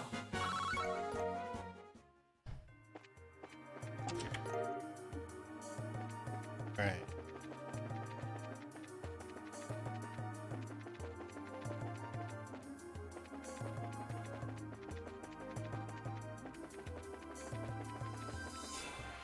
Dang it. Ugh.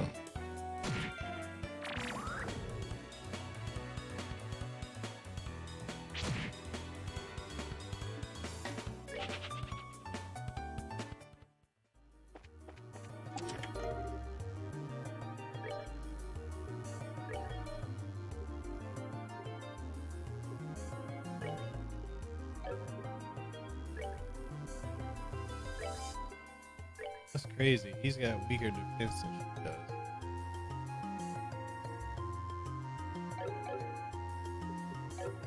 Okay. I'm gonna save because last time I streamed this, a game just decided to up and crash. Y'all really not trying to let me get by, huh?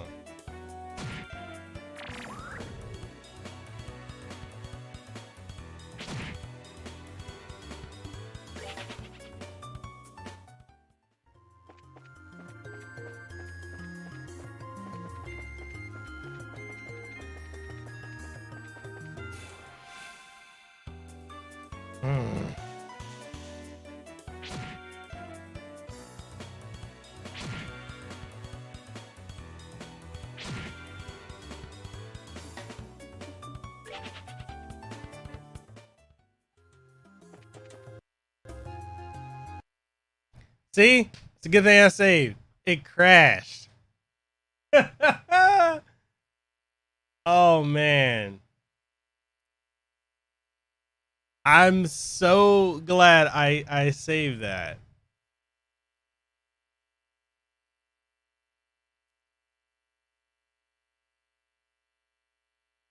I'd have been fuming.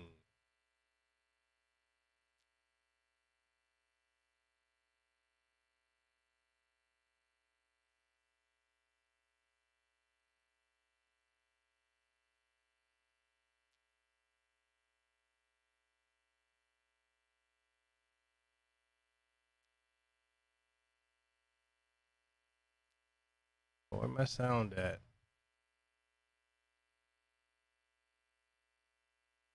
See, this is kind of why. This is another reason why I don't like streaming PC games because stuff like this.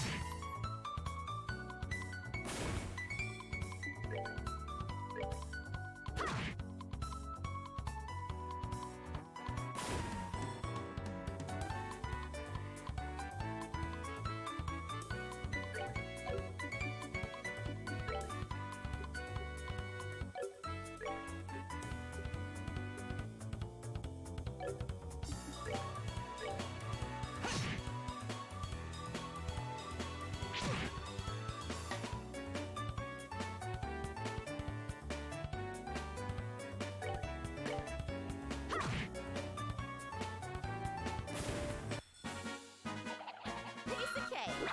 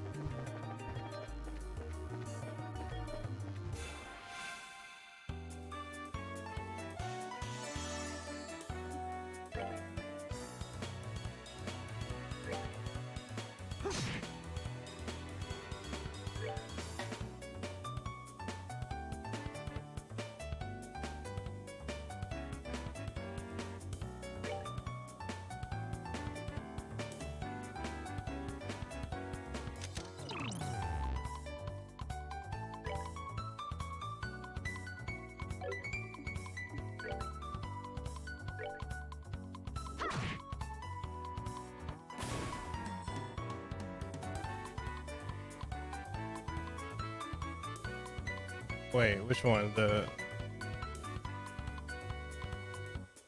interview?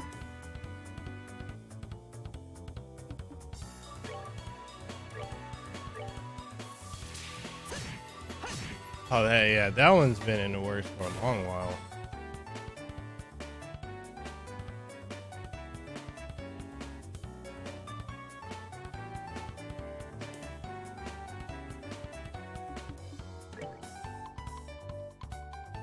I've honestly been sitting on that video for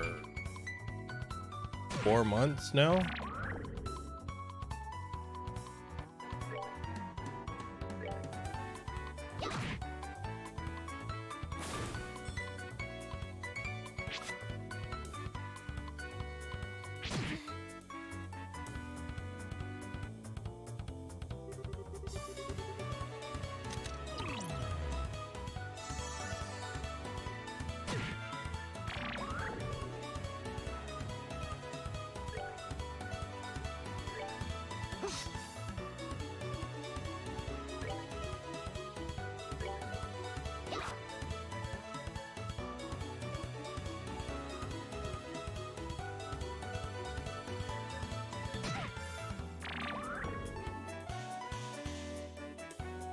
Yeah, I've got several episodes like that. Like, I'm sitting on like 20 at this point, like 20 something episodes. I'm just trying to think of what's the most efficient way to just get everything out there.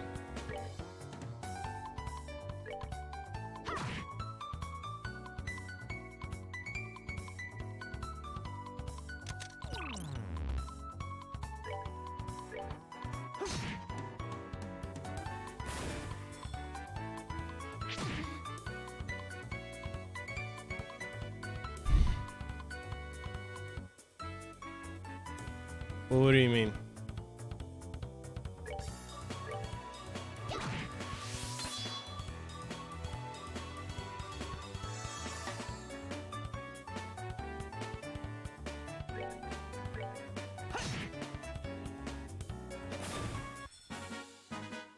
All right, we're good to go.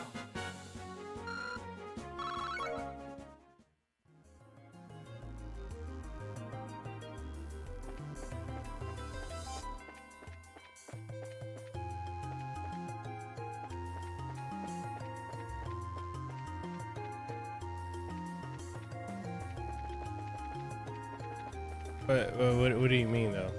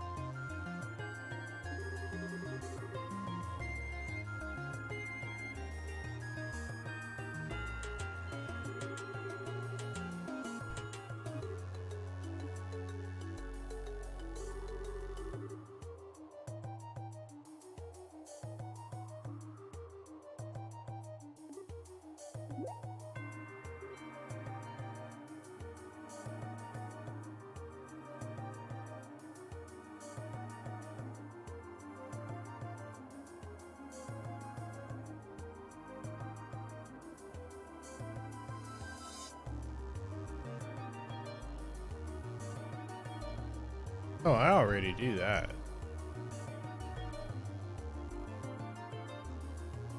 I already do that. So people already know, like every Monday they get a new episode. This week I'm dropping 4, way out of my norm, but there are times. Well, the Gale level 1 is because he wanted that out sooner. And I wasn't gonna push that. I wasn't gonna push that out till later, but he wants it sooner, so I put it out. And then I did one with Way Forward, the people that make Shantae and River City Girls. So that one drops Wednesday.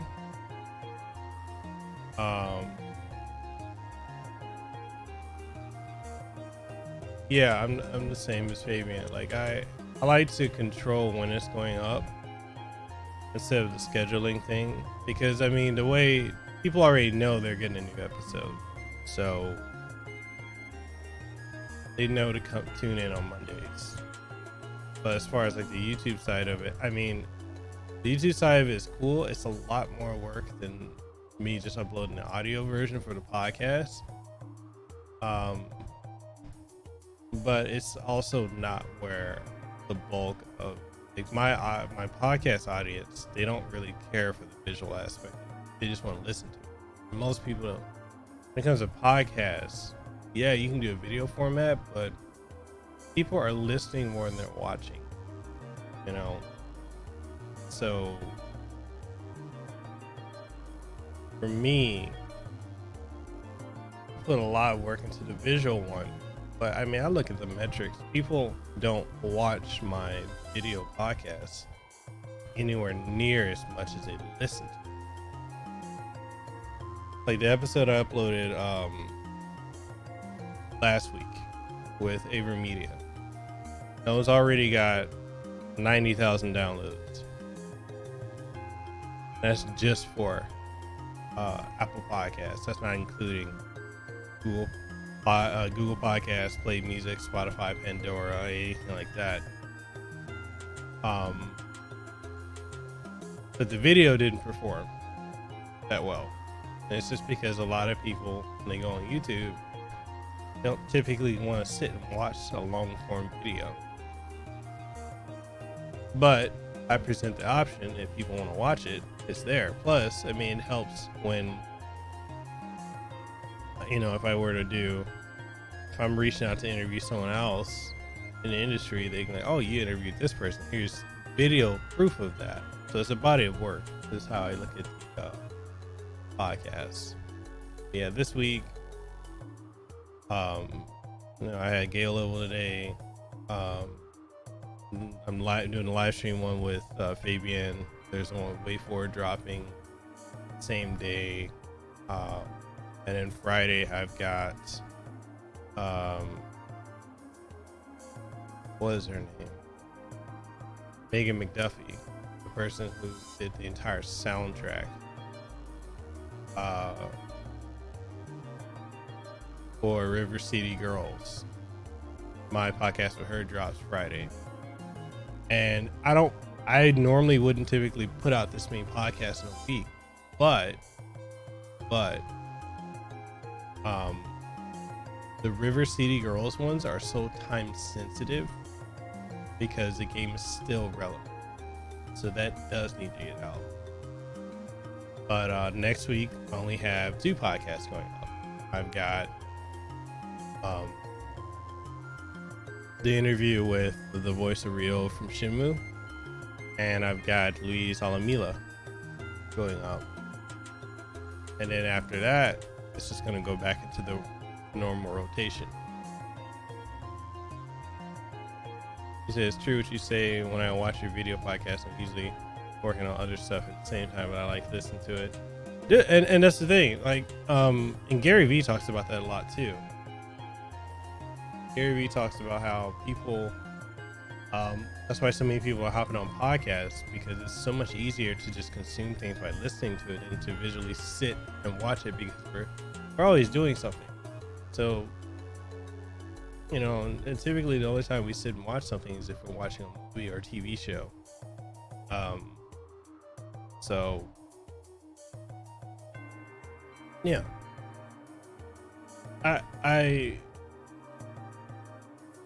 And that's the thing, and one of the things, like, I've gotten criticism from like people at Vitrix and whatnot and other companies. They say, they look at my numbers, they're like, your videos they don't always do that well. And I'm like, well, if it's the podcast, if you're looking at the podcast aspect, okay, yeah. No, the last really good podcast I had was with Vic. And that one hit like almost 2,000 views for a half an hour video. That's pretty damn good. My one with Ashley Christ did over 30,000 views. But I also had a lot of momentum going into the one with Ashley Christ that I didn't have with the more modern ones. And it's because, like, after the Ashley Christ one, I kind of just fell off. You know, I wasn't consistent with my content. And now, going into the holiday season, I found that it is more important to put out pre-produced content because more people are going to be watching. It's like the Aver Media one. I've got some stuff working with Aver Media. I'm going to do a review on the capture card because holiday season, people are going to be looking to buy stuff, especially with Black Friday around the corner. This is a perfect time of growth as a content creator, and I feel like January, February are going to be slow months. But yeah, with podcasts, I schedule them a weekend ahead of time. And as far as like putting everything up, I think the other thing people don't understand, and I had to explain this to dude, I'm not looking forward to January, February. I had to explain this to people that I've done podcasts with. For me, the way I do my shows, like when you see the pre-produced, pre-edit, you know, the edited everything, that takes hours. I can work on that. Each podcast can take me anywhere from 5 to 10 hours to work on. And that's because I'm checking the audio. The most important thing is the audio. And a lot of times I'll have guests that, you know, have absolutely shit audio. And I've got to render the audio separate from the video, clean up the audio in Audacity, run it through Adobe Audition, and I've got to sit and listen to every time they speak, highlight it, boost it, highlight it, clean it up. And imagine most of these videos, these podcasts I do are like 2 hours long. So I've got to clean up the audio. Then I've got to come up with the idea of how am I going to do the overlay? How am I going to do the intro? You know, what is the theme? Case in point, like with Megan McDuffie, the one coming up this week, she does synth and steampunk style, a cyberpunk style. That's her theme.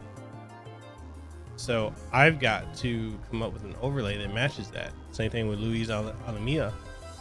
He's a games journalist and Nintendo ambassador, but he also is a major fan of Persona. So I had to cater that overlay to fit him. And with Gale Level, I had to come up with a theme for that one too, because I didn't have, when I did the interview with him, I didn't have the back and forth, the side-by-side video. I just had the back and forth with Google Hangouts, and I had to find a way to make that visually appealing. He said, yeah, I've seen some of your podcasts where the person you're interviewing had awful audio on their end. Dude, case in point, the interview I did with Kathy Cackley, love the girl, love her, absolutely love her. She's a fantastic person. Her audio was horrible, and even the interview I did with her, I had to, and even though it was rough listening to it and playing it back, it was way worse than that.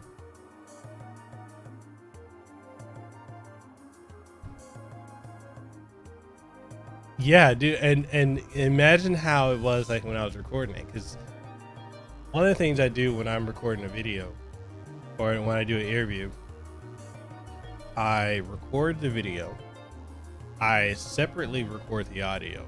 The video is also recording audio as well, but I run Audacity and Adobe Audition to record the audio. Audition records it individually, Audacity records it all together, and whatever platform I'm using, like now I'm using StreamYard, my stream for my interviews. And so I had to, I literally had to work with all that. And that's why, like, when people, they come at me like, oh, when's my episode? I'm like, yo, this takes time. And there are days when I just sit there and I just don't feel like touching. I don't feel like editing a podcast because it's so hard. Like, it's easier for me to do a review video than it is for me to do a podcast, because what's critical that I'm looking at is when I do my podcast and my audience is listening on Apple Podcasts or Spotify or Pandora. If that audio is shit, they don't want to hear it. They don't care. It could be great content, but they don't want to hear it. So I've got to clean it up as best as I can, and it is work. Audio engineering is not, and I'm glad I have a background with having engineered music, when I used to be in the music industry. That's also why I'm so grateful that I have this mic right here, because when I was using, and I love the Yeti. I love the Blue Yeti. Absolutely love that microphone. But the reason I went with this microphone here, and I probably should have went with the Shure SM58, The reason I went with this mic is because my room, if you listen to a lot of my earlier podcasts before, a little after July, you can hear my air conditioner, you can hear my fan, you can hear my computer fans, because those USB mics are super sensitive. No matter what pattern you put them in, they're gonna catch stuff unless you do volume leveling. But this mic here, you can't even hear how loud my room is. My room is loud, but this only picks up my voice. So that was an investment I had to make, because that was one of the complaints I was getting from my audience. Like, hey, it's distracting. I'm hearing the whirling of your air conditioner in the background. So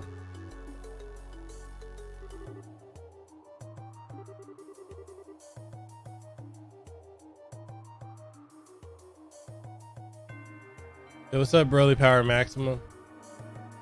This right here, this is, if you were to get this is like $250. But this is an XLR mic. You're gonna need a mixer interface to utilize it to your computer. So I use the Go XLR, and honestly, the Go XLR has been such a godsend for me, like going forward, like for everything that it does, with being able to adjust audio at my fingertips versus having to go into like, OBS and manually try to tinker with things there. I've got sliders. So, but the Go XLR is expensive. It's like $400. But for streamers, I think it's essential in a sense.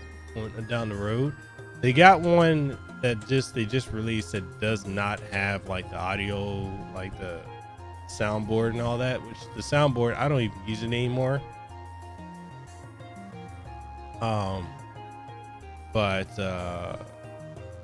Yeah, that paired with this mic and then the headphones, it's dope.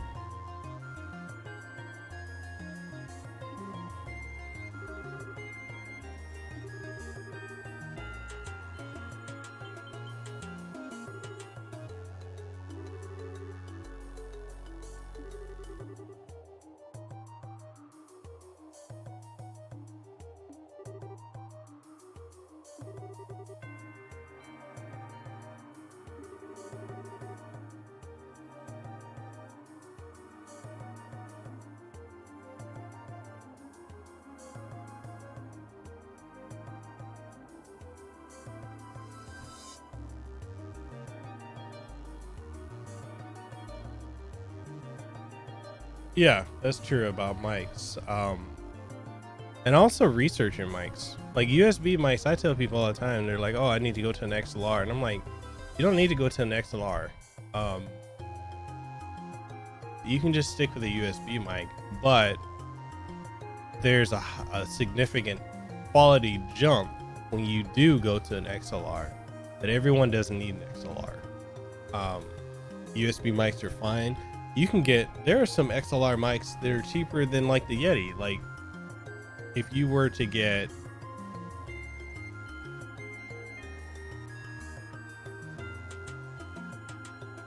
I forget the name of there's like a $18 to $30 mic that's an XLR that doesn't capture anything but your voice.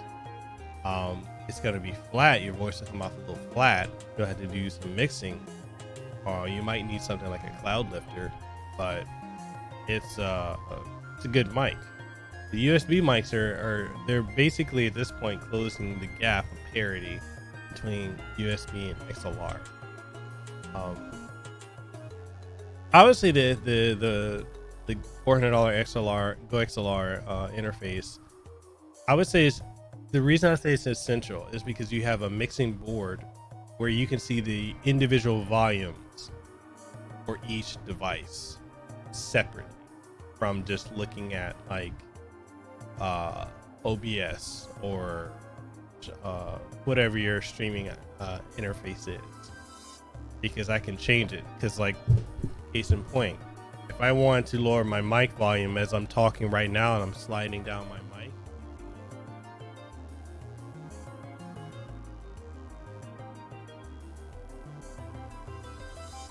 back up, now you can hear me again.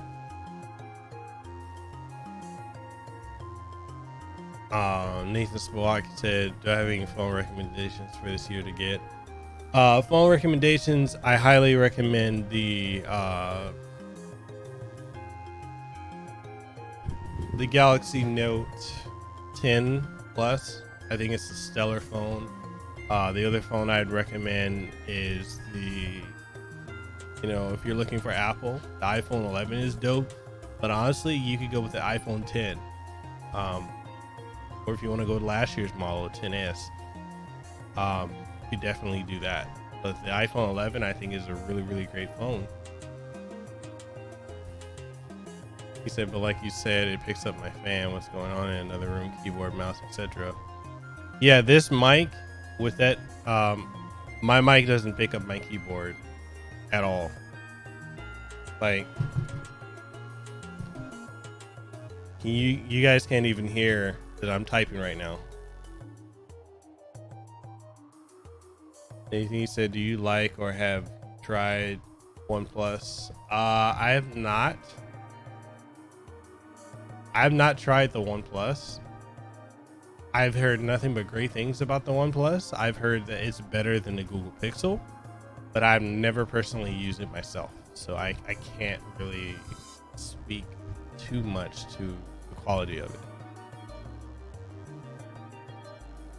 Broly, you said, that's so crazy. You, yeah, like, I'm typing now. And you can't hear my typing.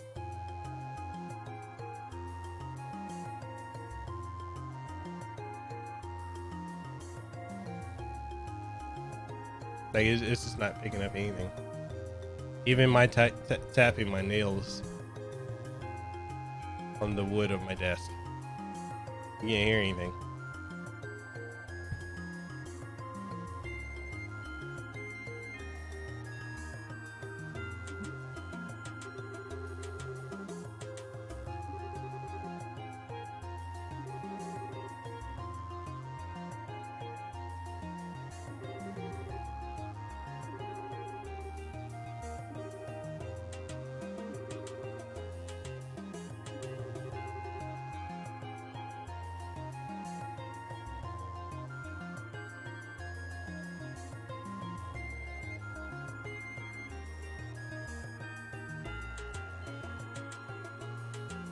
That streamer goals, I have to record on my laptop because my tower fan is so loud. There's a cheaper alternative to the Go XLR. There's the Go XLR Mini, which is without the mixer interface the soundboard interface, and it's like what, 200-ish, and you can connect your Yeti to it. I mean, it's a workaround, but and connected to it, and it does help cut out additional noise, but it's definitely, I would say, better to use an XLR. Nathan, you say, Mikhail, do you have a custom PC or like pre-built? I go with pre-built.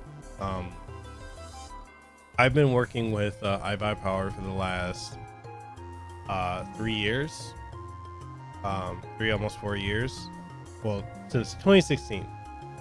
So my first I think the second video for my channel, my first video for my channel, was me unboxing and reviewing the iBuyPower at the time that was high end, because they sent that to me. So I just use pre-built computers, and what I do is I would upgrade the RAM. So like right now I've got 32 gigs of RAM in my iBuyPower, but I'm probably going to upgrade that to 64 gigs down the road, maybe 128. Just because to me, the idea of building a custom computer, that's cool if you're into that, but for what I do, I don't need any of that. It doesn't help me in any way to have that.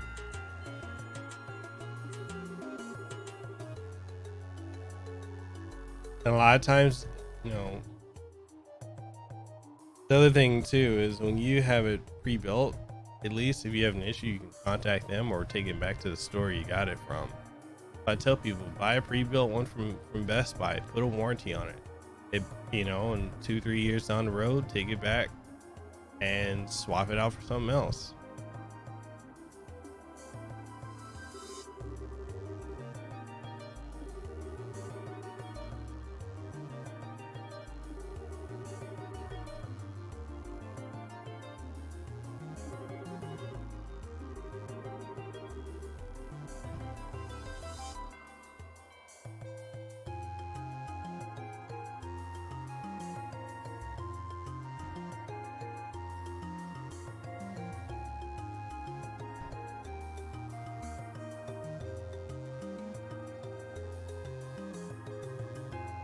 Dude, that's so true.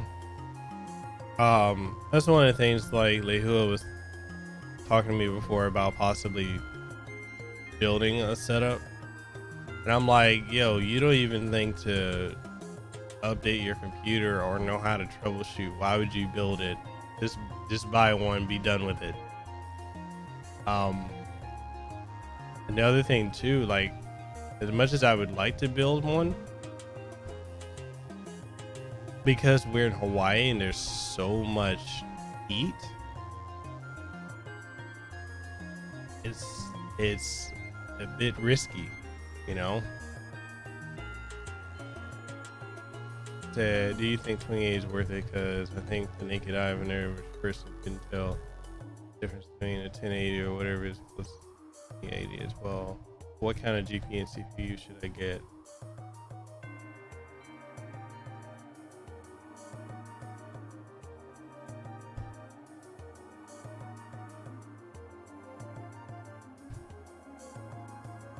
I've got a 2080 Ti. But honestly, the 2080 cars compared to the 10 series, not that big of a jump. But for the sake of future proofing, I would say go with either 2060, 2070, or 2080. If you're going to want the absolute best, then go with the Ti variant of the 2070 or the 2080. Other than that, I mean, the 2080 series are about to start being phased out. So like, you're gonna start seeing more of the 1660 series or higher, but the 20 series is gonna be future proof for at least the next couple of years or half a decade. Every time you say you helped a buddy build one, he was panicking because it broke. There's just one fan that needed replacement, a $10 fix. Dude, that's the other thing out here too. With the exception of PC gamers, you can't really find. There are no real computer shops out here in Hawaii. So for us to build it, anything we do, we're gonna have to order from Amazon. Best Buy barely carries computer components out here. GPU and CPU. I get like an i7. I don't think you need like an i9 or anything like that. And I don't think the i9s at this point are fully optimized either. An i7, and get like a Asus motherboard.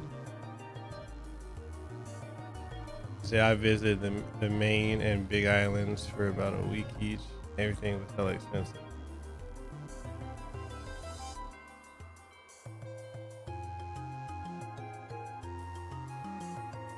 Broly, are you out here too?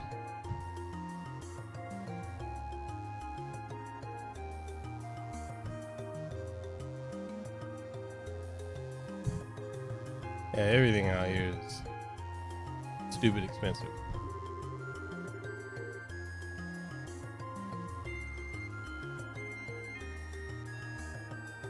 Oh, but you visit. Oh, okay.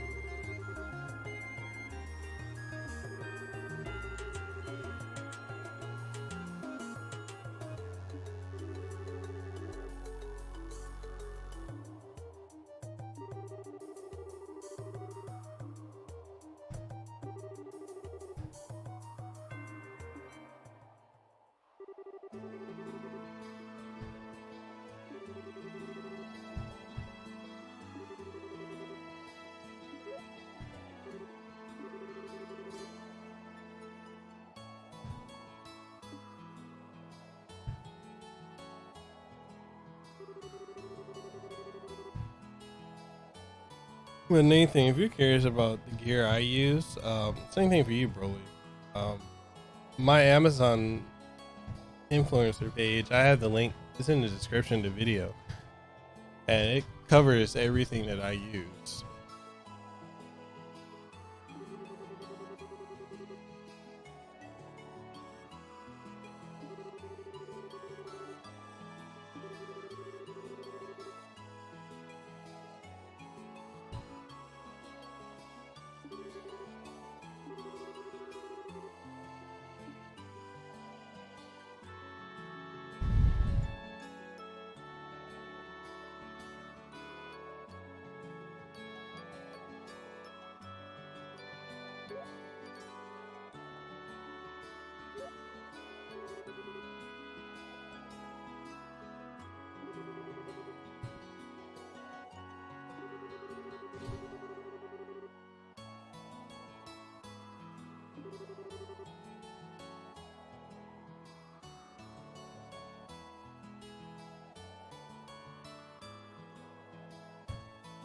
That's completely dependent upon you.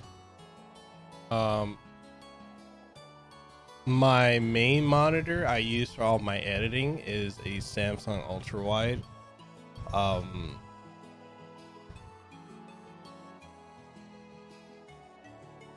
So that one, this is about, my main monitor is about a little over 1,000, plus an ultra wide 49-inch, and the main thing I use that for, I don't use it really for gaming. I use it for editing.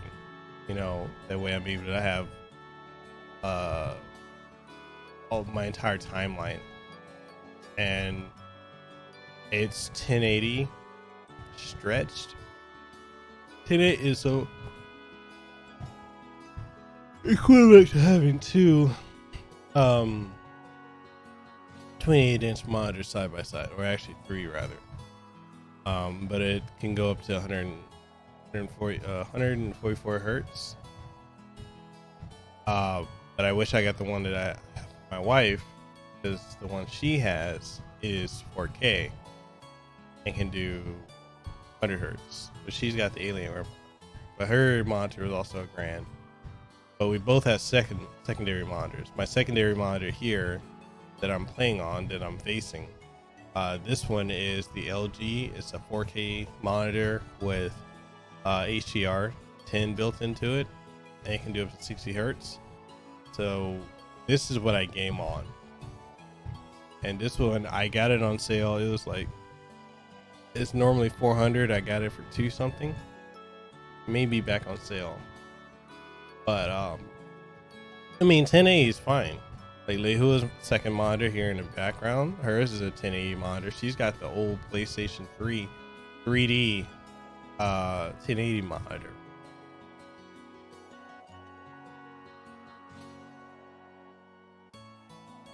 Really, how you said I made the mistake of wearing sandals and walking barefoot on the black and sand beach, Big Island, Southeast Coast. Ooh, you do that?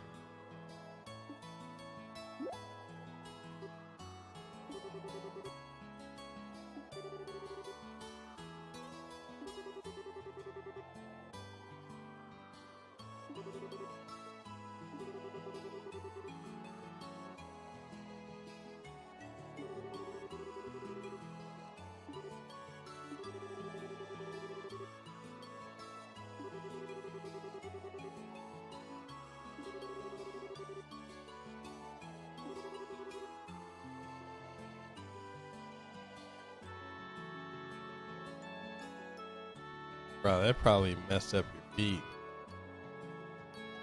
I can only imagine.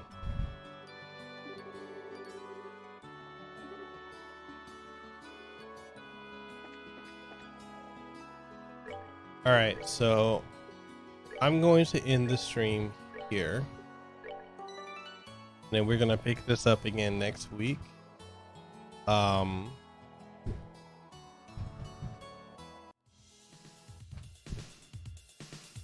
I want to thank you all for coming through for this stream. It was a blast the last 3 hours playing with you guys. So shout out to everyone that came through on the stream. Burly Power Maximum, thank you for coming through, brother. Nathan Spawak, thank you for coming through. Let's see, who else came through? Gamer Thumb TV, huge shout out to you. Thank you for coming through as well. Chips and Sticks, thank you for coming through. Max Splicer as well as Miguel and Hanging Arizona and Sprite Mix. Thank you all for coming through, and Simply Chris. We're gonna have a second stream. It's gonna be happening in about 5 hours. So the second stream is going to be Ys Origins. So same channel. It'll be happening then. So I catch you guys on that stream. If you really enjoyed it, then please leave a like on the video. Share it around with someone you know on social media, or someone you think would enjoy it. And also, if you want to support the stream aside from just watching, you know, we've got channel memberships if you want to become a channel member and support the channel. If you want to become a Patreon member, we've got that. We have super chats to give you exclusive emojis you can use on the stream, and my channel memberships. If you ever want to join, there's a link for it. And then Patreon is patreon.com/MikhailCasanova. Completely up to you guys. But with that being said, all the content here is free, and it always will be. I'll catch you guys in the next one. Deuces Wow, Too Sweet, Immediately, and I'll see you on the next one.